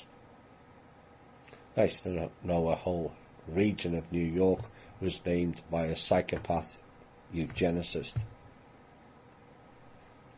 And John D. Rockefeller III arranged for the conference to be sponsored under the auspices of the National Academy of Sciences to give it a quasi-scientific aura. The head of the Academy, Dr. Detlev Bronk, and born in New York, was sympathetic to the agenda of population control, which was being promoted as the same unvarnished eugenics racial ideology veiled under the guise of world hunger and population problems. In addition, a representative from the Carnegie Institute, Warren S. Thompson, director of the Scripps Foundation for Research in Population Problems, as well as Thomas Parran, the U.S. Surgeon General, during the infamous Tuskegee syphilis study, were all there as well. Pascal K. Welton from the Population Division at the United Nations came, and so did two men who ran the UN Population Division in later years, Frank Notestein and Kingsley Davis, both as well members of the American Eugenics Society. Over the following 25 years, the Rockefeller Population Council would spend a staggering $173 million on population reduction globally, establishing itself as by far the most influential organization to promote eugenics agenda around the world. Amongst the Council's favourite projects were funding research for Norplant, a contraceptive steroid implanted under the skin to provide contraception for several years, the IUD contraceptive device, and the French abortion pill RU486, which was led by Sheldon J. Segal, born 2. In 1958, when he decided to create the Population Council, Rockefeller scrupulously avoided using the term eugenics. Population control and family planning were to be the new terms of reference for what was the same policy after 1952, deploying vastly enlarged international resources. The old talk of racial purity and elimination of inferiors was altered. The eugenics leopard, however, did not change its spots after the war, but it did become far more deadly under John Dee's Population Council. At the time of the founding of Rockefeller's Population Council, the American Eugenics Society made a little publicized move of its headquarters from Yale University, no surprise, directly into the offices of the Population Council in the Rockefeller Center in New York City. Even less of a surprise. As has been covered in several shows, New York has been used as the epicenter for all the evil programs being run on the people. Rockefeller shrewdly repackaged his now discredited eugenics, race and class ideology into population control. And instead of focusing on domestic issues such as American poor immigrants or the mentally challenged, he turned his sights on the entire developing world, a vast sea of humanity which stood between the Rockefeller family and the realization of their ambitious post-war designs for a new American century. The strategists around the Rockefeller Eugenics Organization explicitly set out to pursue the same agenda essentially as von Verschuer and the Nazi eugenics crowd had, but under the deliberate strategy of what they termed cryptogenetics. And the key American proponents of hiding the eugenics nature of their work under the name of genetics and population control was Rockefeller's head of the Population Council, Frederick Osborne. He pointed out to studies indicating that with the proper approach, less intelligent women can be convinced to reduce their births voluntarily. A reduction of births at this level would be an important contribution to reducing the frequency of genes which make for mental defect. He asserted that birth control for the poor would help improve the population biologically and for families which experience chronic unemployment, neglecting the fact that these think tank clowns often dictate who works and who doesn't. Osborne said such couples should not be denied the opportunity to use new methods of contraception that are available to better off families. So they were using contraception long before the rest of the public. A reduction in the number of their unwanted children would further both the social and biological improvements of the population. Referring to racial minorities, he explicitly called for making available the new forms of contraception to the great number of people at the lower economic and educational levels. The most urgent eugenic policy at this time, Osborne insisted, was to see that birth control is made equally available to all individuals in every class of society, because there is new evidence that the more successful or high IQ individuals within each group may soon be having more children than the less intelligent individuals within the group. And these trends are favourable to genetic improvement. And he said that the reason for making birth control equally available should be disguised. Measures for improving the hereditary base of intelligence and character are most likely to be attained under another name other than eugenics. Eugenics goals are most likely to be attained under a name other than eugenics, he said, a bit like the modern day issue of setting up think tanks in Yale and other ill-repute groups involved in the COVID-19 scam, of how we convince the public to take vaccines. Well, they disguise it under some guilt and shame plan or some seduction-based program. That's how it works. Now, during McCarthy's Red Scare campaigns in the 1950s in the United States, countless innocent intellectuals had their careers ruined by being publicly accused of being crypto-communists, which is a term denoting one who deeply hides his communist beliefs while working to subvert the American system.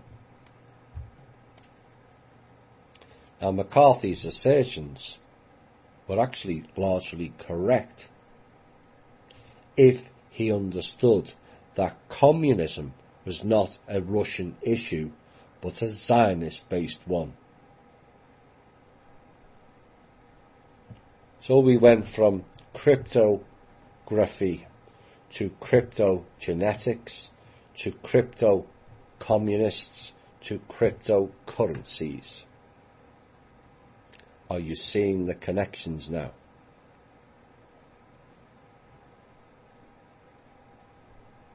The question is, what are they hiding behind the cryptocurrency?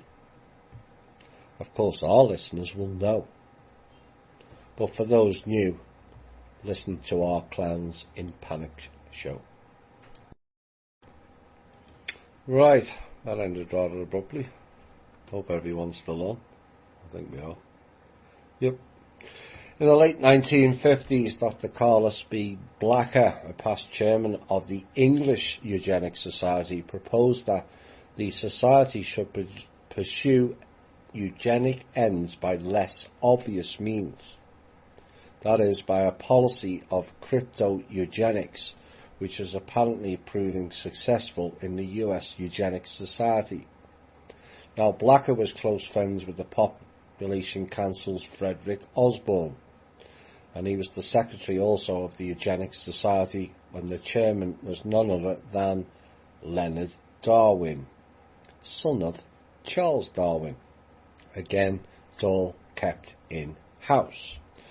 And in 1960, the English Eugenics Society agreed to Blacker's proposal and adopted a resolution stating the Society's activities in crypto-eugenics should be pursued vigorously, and especially that the Society should increase its monetary support of the Family Planning Association, which is the English branch of Sanger's Planned Parenthood, and the International Planned Parenthood Federation, and should make contact with the Society for the Study of Human Biology. Now, the architect of the American reshaping of the elitist eugenics agenda into the new garment of population control was again Rockefeller's friend and employee, Frederick Osborne. Again, reminder, the first president of John D. Rockefeller III's Population Council, and also the founder member of the American Eugenics Society, who was its president until he took the post as the head of the now Population Council in 1952. A significant problem after the Second World War was that the very name eugenics had been thoroughly associated in the public mind with Nazi racist extermination programs, the definition of a master race and other human atrocities.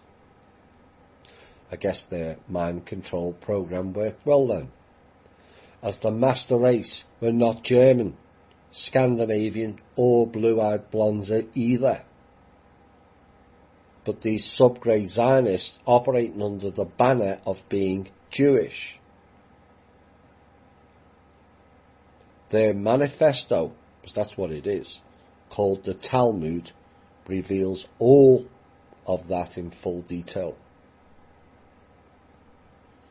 Osborne formulated the problem in 1956 article, "The very word eugenics is in disrepute in some quarters. We must ask ourselves, what have we done wrong?" Hello, McFly. You kill people, that's wrong.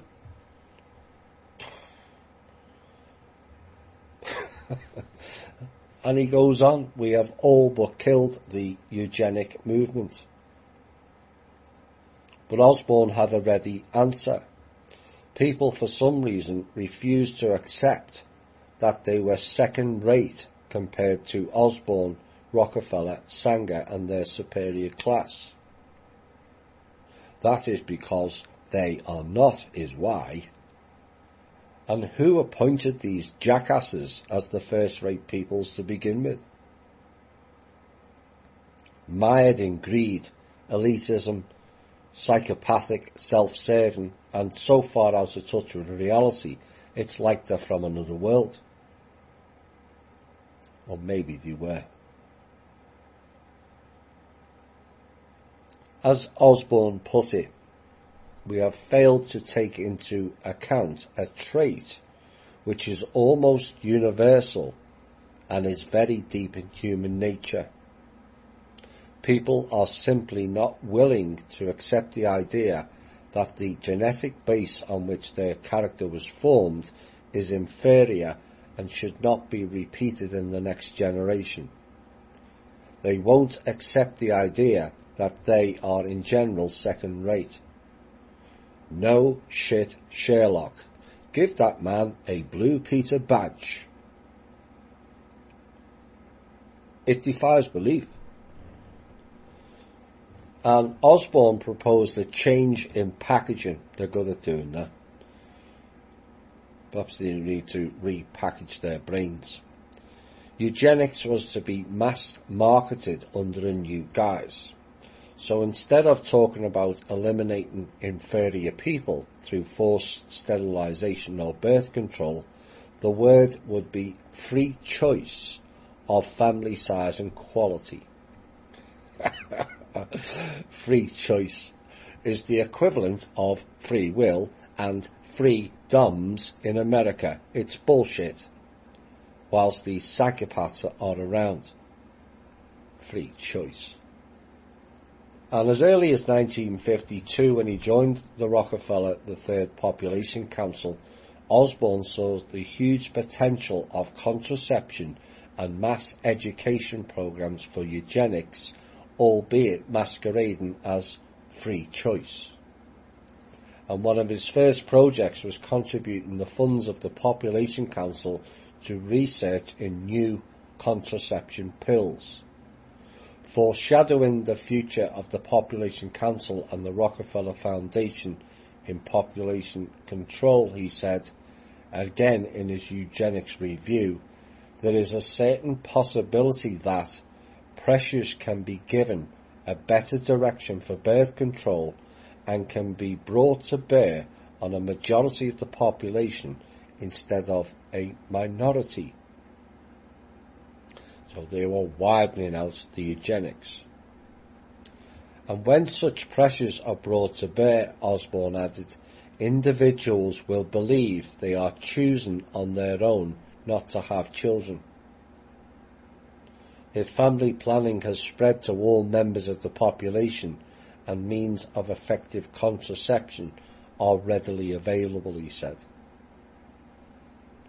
Now, he wrote that some 13 years before the widespread introduction of the oral birth control pill. Osborne went on to call for a system of what he termed unconscious voluntary selection. Ordinary people would be led down the path of eugenics and race culling without even being aware where they were going or what they were doing. In other words, let's introduce bots. And that's just like now, we're being led down a path of no cash, no jobs, no freedoms, and into a technology-based control world on steroids,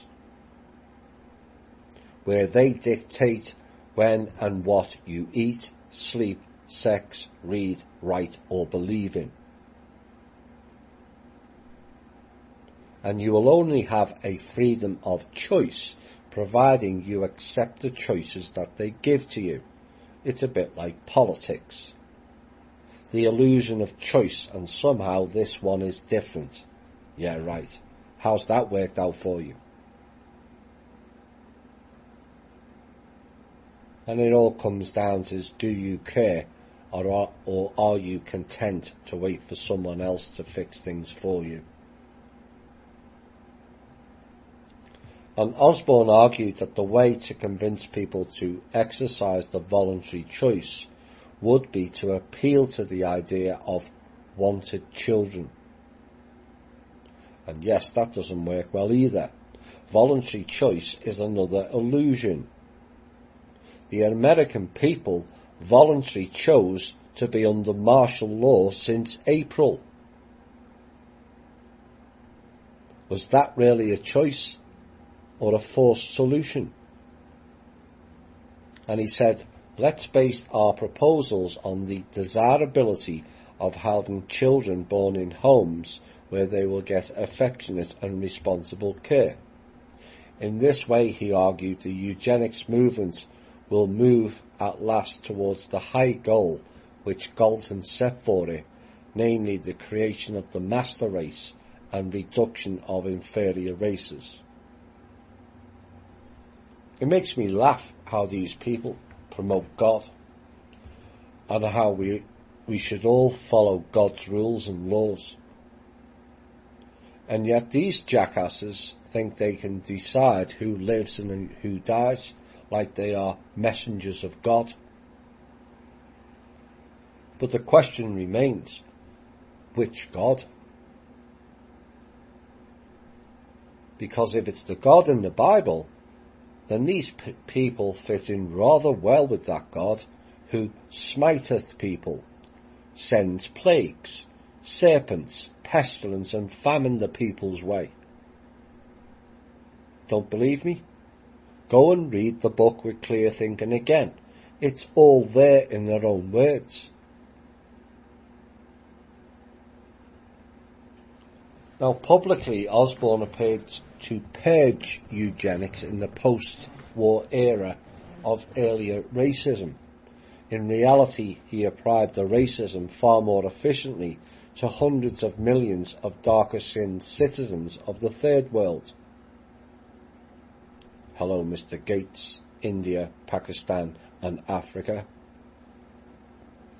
And Osborne also secretly held the office of president of the infamous, what is now known as the White Supremacist Pioneer Fund from 1947 through 1956.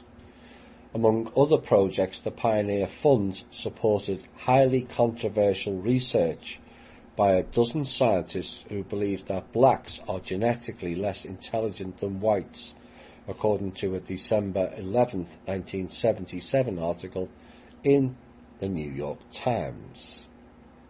Now, the Pioneer Fund was labelled white supremacists. Funny enough, that term came from the Southern Poverty Law Centre, said to be favouring the black people, and yet both were Jewish, or Jewish-leaning. Joseph Levin Jr. and Morris Seligman, or Seligman Dees. And among recipients of the Pioneer Fund money was Stanford University Nobel laureate William Shockley, who advocated forced sterilization of all persons with an IQ below 100. All persons with an IQ below 100. Heaven forbid that narrative comes out now, because 75% plus of all Americans would be eliminated under that program. The average American IQ from 2013 was just 98 and ranked 24th in the world, with 20 of the 50 states below the 100 level. And the bottom 3 states are Mississippi, Louisiana, and California. The highest was Massachusetts with 104.3, which still comes under the term normal or average. Dullness was the next category, which was 90 to 100. The next category, 70 to 90, called borderline deficiency, followed by 3 other categories called moron, imbecile, and idiot. Perhaps these bloodline families were in those bottom 3. IQ becomes FU.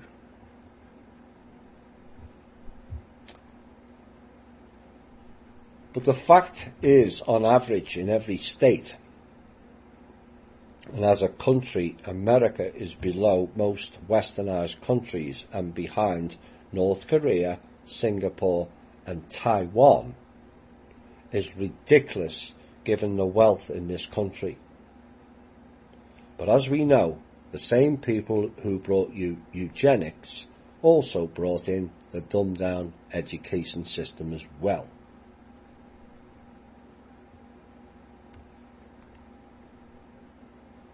And when Osborne wrote those words advocating unconscious voluntary selection, he was still secretary of the American Eugenics Society and also president of John D. Rockefeller's III newly founded Population Council, along with the Princeton eugenicist Frank Notestein, who was the board member and then later became the president of the Rockefeller Council. Now, the member of the Rockefeller Foundation Board and close family friend Frederick Osborne was unfettered enthusiast of the Rockefellers' Foundation support for Nazi eugenic experiments. A scion of a wealthy American railroad family, graduated in 1910 from Princeton University, which would later be the school of John D. Rockefeller III, a bit like all the CIA people who later became director of the CIA, all just happened to go to the same school. Yeah, right. And Osborne was part of the wealthy American upper class. Under the banner of philanthropy, Osborne would pursue policies designed to preserve the hegemony and control of society by his wealthy associates. In 1937, he praised the Nazi eugenics program, like I said earlier, the most important experiment that has ever been tried. And then bemoaned the fact a year later that the general public seemed opposed to the excellent sterilization program in Germany because, as I said, because of its Nazi origin. No, it's not because of its Nazi origin, it's because people don't like being killed. Funny enough, McFly. And this is another example of their Ouroboros programs, where one swallows another. Utter jackasses. Osborne and the Rockefeller Foundation knew well that their money was going towards the Third Reich in Germany, even though later they piously disavowed this knowledge. Perhaps they had another fire which burnt all the evidence again. And as late as 1946, after the war and the ghastly revelations of the human experiments in Auschwitz and other concentration camps, Osborne, the then president of the American Eugenics Society, published in his eugenics news magazine called the so-called Geneticists' Manifesto, entitled Genetically Improving the World Population. In 1968, he published his book, The Future of Human Heredity, An Introduction to Eugenics in Modern Society. Well, he had clearly lost his post-war inhibitions about calling his work what it was, eugenics. Now, at that time, his nominal boss and protege in population eugenics, the Population Council Chairman John D. Rockefeller III, he was preparing himself to head a presidential commission on the population problem.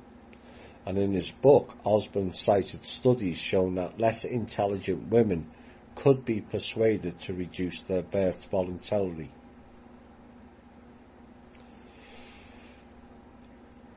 He also added the most urgent eugenic policy at this time is to see that birth control is equally made available to all individuals in every class of society. Now, in a speech at the annual meeting of the American Eugenics Society in 1959, Osborne stated, with the close of World War II, genetics had made great advances and a real science of human genetics was coming into being. Eugenics is at last taking a practical and effective form. Genetics was to be the new name for eugenics. Now, forerunning the later human cloning debate and the widely publicised sheep clone Dolly, Osborne doled out strong praise for Hermann J. Muller, who was Ernest Rudin's colleague in Germany, who had received Rockefeller funds during the 1930s for eugenics research. And quoting Muller, Osborne wrote, "It would in the end be far easier and more sensible to manufacture a complete new man de novo out of appropriately chosen raw materials than to try and refashion into human form those pitiful relics which remained." create a new man out of appropriately chosen raw materials. Osborne also praised Muller's proposal to develop sperm banks to make available the sperm of highly qualified donors, and the idea for gene revolution was being debated back then. This led to these same people being involved in cloning and ultimately onto the transhumanism ideology.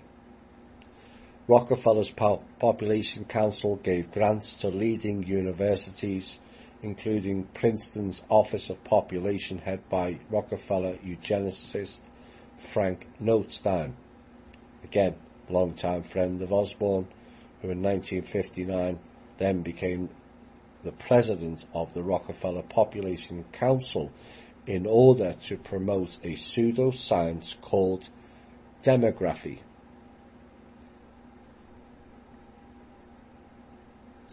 And its task was to project horrifying statistics of a world overrun with darker-skinned peoples to prepare the ground for acceptance of international birth control programs.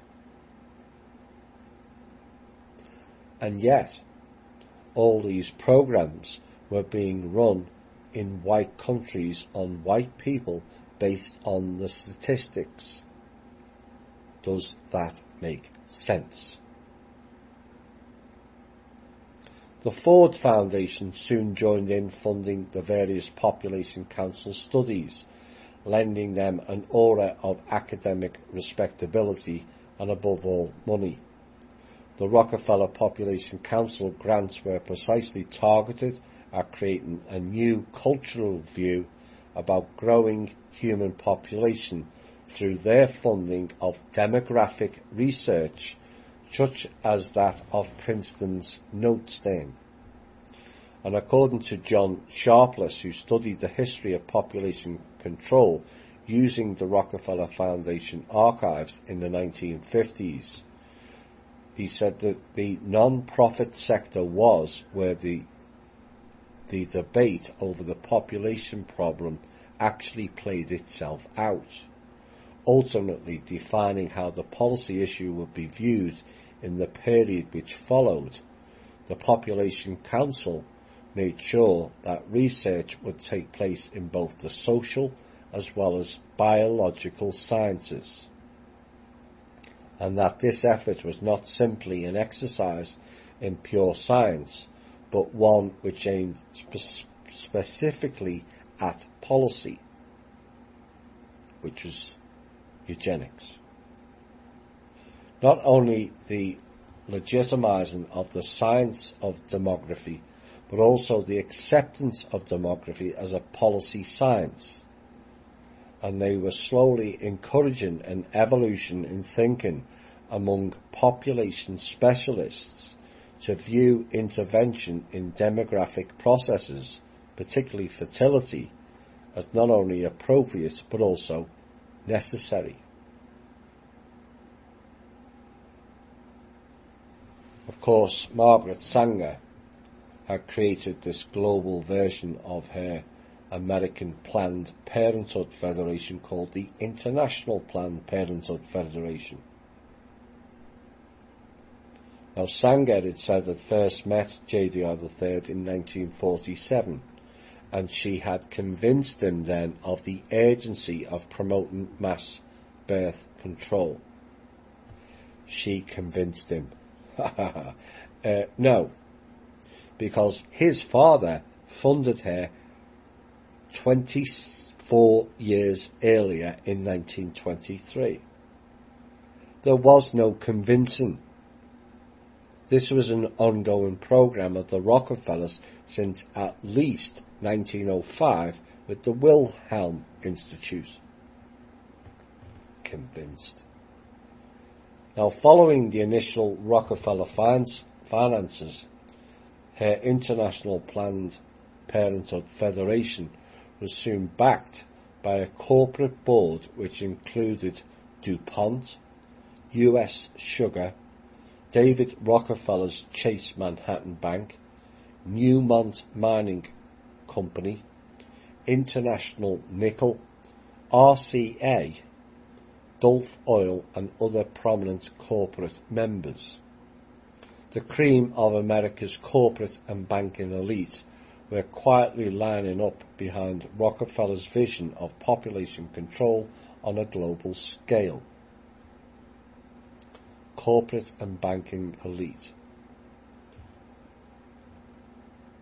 Which race of people own all the banks?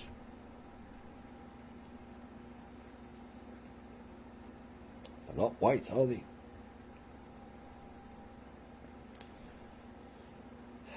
Less than a decade after the revelations of eugenics and Auschwitz, population control was again becoming fashionable in certain American elite circles of the late 1950s, and it was a testimony of the power of the US establishment to mould public opinion and encourage fears of exploding populations of poor, hungry peasants around the world. And by 1960, Rockefeller's friend and wealthy patron of population control, Hugh Moore, founded the World Population Emergency Campaign with the help of funds from DuPont, which would later become a major promoter of the gene revolution in agriculture. Gene revolution in agriculture. Is that GMO? Why, yes it is. Because they are one of the big six biotech corporations, along with BASF, Bayer, Dow Chemical Company, Syngenta, and Monsanto. Monsanto is the public arm to protect the names of the others behind it. Like we were talking about earlier, where they'll push Hitler forward, place all the blame on him, when it's all going on behind the scenes. And of course, when Monsanto went belly up, they were swallowed by Bayer. Bayer is Bauer, is Rothschild. Eugene R. Black, former senior executive of David Rockefeller's Chase National Bank, ran as president of the World Bank, a campaign which had as its main aim to create and reinforce first world fears of a population explosion in third world countries. Does anyone ever ask, who are the second world countries? Never seem to mention it, do they? One of those strange anomalies. And in 1958, the Castro Revolution in Cuba provided additional impetus to instigating these fears amongst unwitting Americans. And the argument promoted in the American mass media by circles around the Population Council control was simple and also effective. Overpopulation in poor developing countries leads to hunger and more poverty, which is the fertile breeding ground for communist revolution. They love their communism, don't they? But what this proves is how long the mass media has been selling you fear porn and propaganda, or its real term, pro-pagan dar, pro-pagan skin. Pro-pagan skins are the only lives that matter, it seems. And John D. Third's brother, Lawrence Rockefeller, established and ran the Conservation Foundation in 1958 to complement John D's Population Council. Conservation Foundation. Population Council. All these fancy words for killing people. And both the Population Council and Conservation Foundation were united around the unspoken theme that natural resources must be conserved, but conserved from use by smaller businesses or individuals in order that select global corporations should be able to claim them, thus establishing a kind of strategic denial policy masquerading as conservation. The corporate takeover. And that resulted in the 1976 Non-Compete Act, where companies ran by these psychopaths all got preferential status, and so the full-on monopoly was birthed. The population control lobby, which would later shape Kissinger's NSSM 200, was consolidating around Rockefeller's Foundation grants and individuals that was preparing a global assault on inferior peoples under the name of choice, of family planning, and of averting the danger of overpopulation. All of which is a myth. Their think tanks and publicity machines produced to convince ordinary citizens of the urgency of their goals, not ours. Next category, which is a fairly short one, before summing up this show, is called From Eugenics to Genetics. And the former Nazi scientist and colleague of Ernest Rudin, Dr. Franz J. Coleman.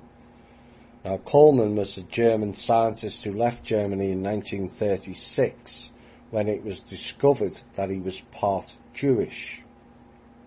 And after the war, he helped rehabilitate German eugenicist Ottmar von Verschuer and win him respectability and acceptance in the American scientific community. Coleman's enthusiasm for Nazi eugenics was in no way dampened by his own experience of Nazi persecution of the Jews, it was said. And that is eerily similar to Stanley Milgram, is it not? And the shock therapy MKUltra program, where he said he was inspired after attending the trial of Adolf Eichmann. You know, what is wrong with these people? Now, in addition to teaching at Columbia University, Coleman was a psychiatric geneticist at the New York State Psychiatric Institute, and in 1948 he was the founding president of a new eugenics front organization, the American Society of Human Genetics. And at the New York Psychiatric Institute, Coleman continued the same research in genetic psychiatry as he had done with Rudin in Nazi Germany. And yet this was allowed. Coleman was a thoroughgoing advocate of practicing elimination or forced sterilization on schizophrenics. And in 1938, when in the United States, he wrote an article translated by Frederick Osborne's Eugenics News that schizophrenics were a source of maladjusted crooks, a social eccentrics, and the lowest type of criminal offenders. And he demanded the forced sterilization of even healthy offspring of schizophrenic parents to kill off the genetic line. And the choice of the term human genetics reflected the attempt to disguise the eugenic agenda of the new organization. Now, in my opinion, schizophrenics are not mental at all, and have experienced either host possession of the body or undergone MKUltra mind control and splitting experiments undertaken by these same psychopaths intent on destroying humanity.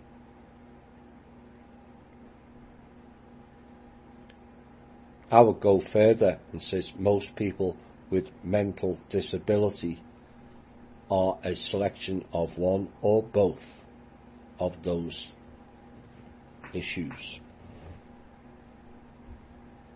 Now, most of its founding members were simultaneously members of Frederick Osborne's American Eugenist Society. By 1954, his old friend von Verschuer was also a member of this one big happy eugenics family. Now, Coleman's American Society of Human Genetics soon got control of the field of medical eugenics, recognized by the American Medical Association as a legitimate medical field. So the AMA was recommending eugenics for the American people. Still want to trust them hospital people? Because I don't. When you consider within a year of being set up in 1887, this organisation was pushing for vaccines to be publicly administered, I guess his story repeats unless we stop it. And Coleman's American Society of Human Genetics later became a sponsor of the Human Genome Project, where they went about collecting everyone's DNA. Why? So they can make viruses that target certain bloodlines. And the multi-billion-dollar project was, appropriately enough, housed at the same Cold Spring Harbor Center that Rockefeller, Harriman and Carnegie had used for their notorious eugenics research office back in the 1920s. Genetics, as defined by the Rockefeller Foundation, would constitute the new faces of eugenics. While brother John D. III was mapping plans for global depopulation, brothers Nelson and David were busy with the business side of securing the American century for the decades following the crises of the 1960s and 70s. American agribusinesses was to play a decisive role in this project, and the development of genetic biotechnology would bring the different efforts of the family into a coherent plan for global food control in ways simply unimaginable to most. And there you have it. A comprehensive time flow of the hideous think tank programs pushed on the people by these psychopaths. But despite all that, we've all survived and continue to grow and glow, whilst fighting back the system and their psychopaths now on an unprecedented scale. And that is a kudos to us all. And there you have it. A fairly extensive review that covers many of the names, organisations and groups that we've highlighted with the From Russia with Love series. And this is not a small project by any means, and has involved all government and private agencies and the government itself, and then throw in the likes of the UN as well, which is not a great surprise to most, but the mentions and involvements of other organisations will surprise many.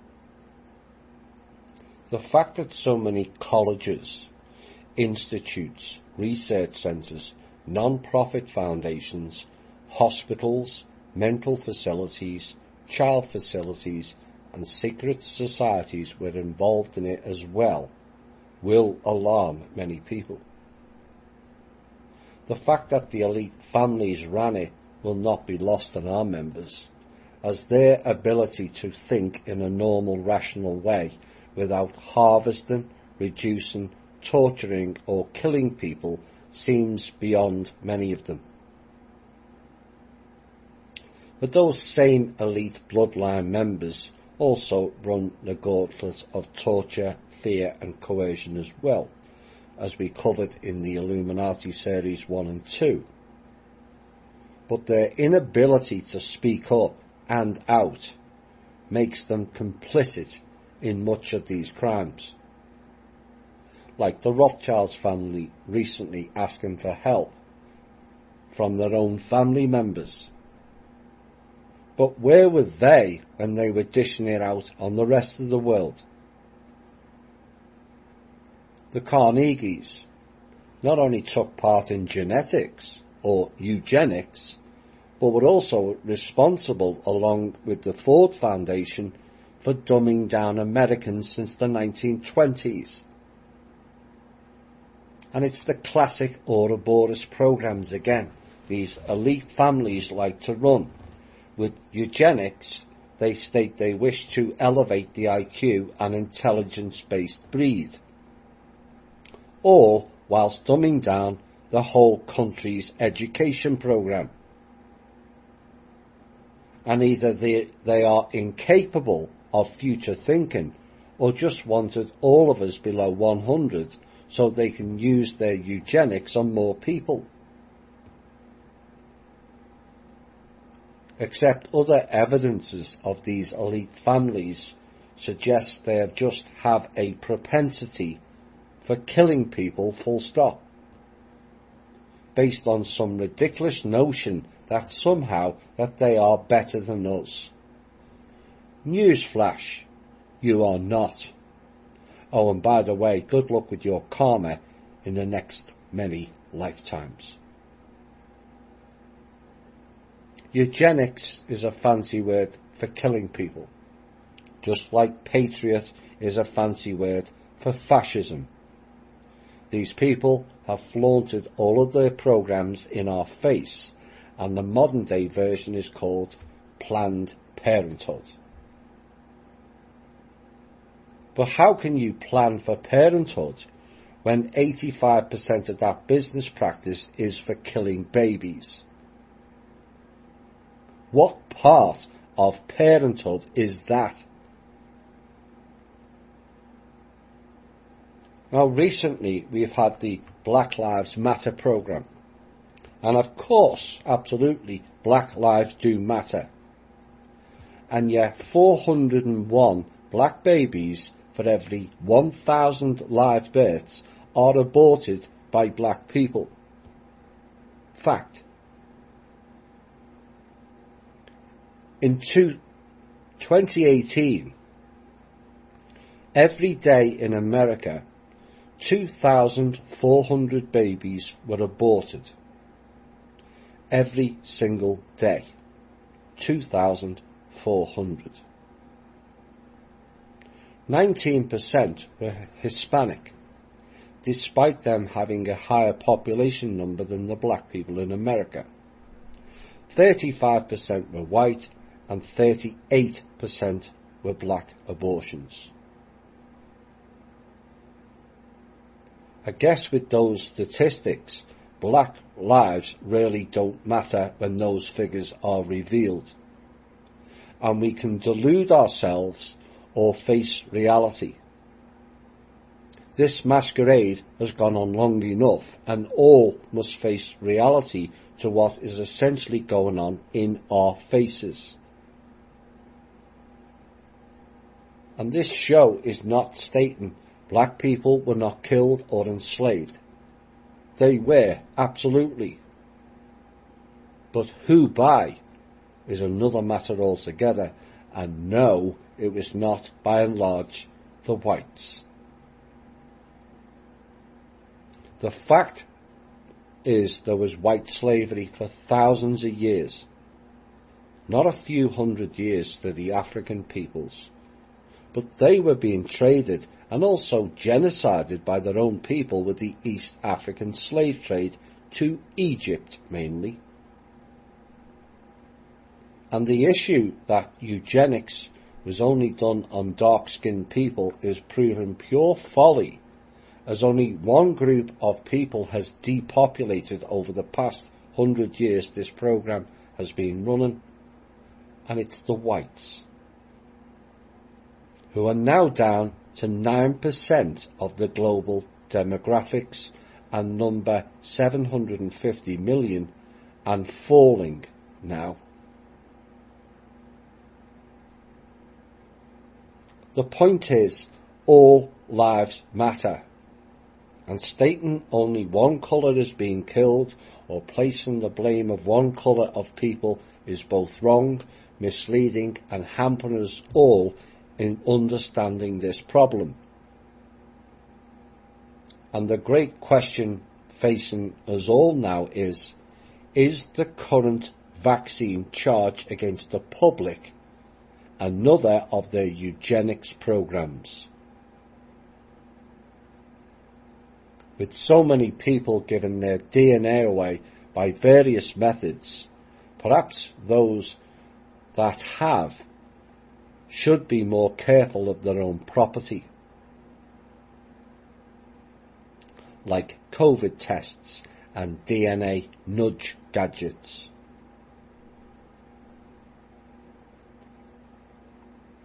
They lowered the vast majority of people's IQ for a reason, so we wouldn't work out what they're up to.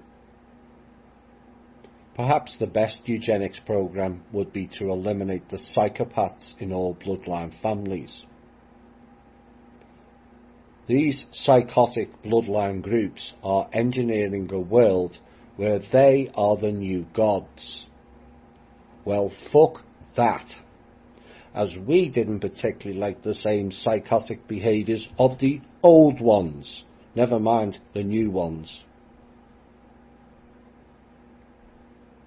But perhaps with genetics, cloning and avatars, these people are one and the same.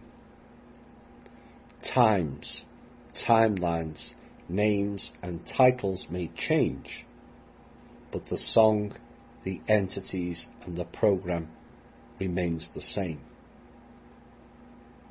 Understanding and grasping that is important, as then we can get on with cleaning this planet and its people up once and for all.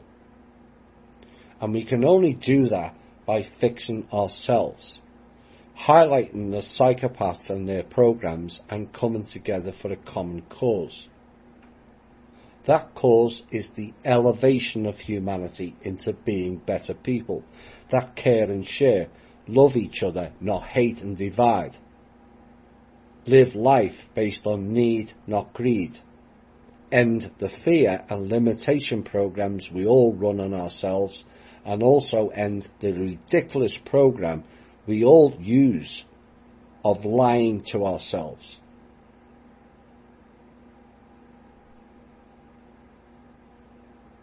The world is in a mess because there's not enough genuinely nice and caring people. And we must strive to change that. That is the real change on this planet. And it means it is we, yes we, who are the saviours, not some biblical characters of ill repute, past or present. We, you, I, and us together. My name's Thomas Williams. Bye for now.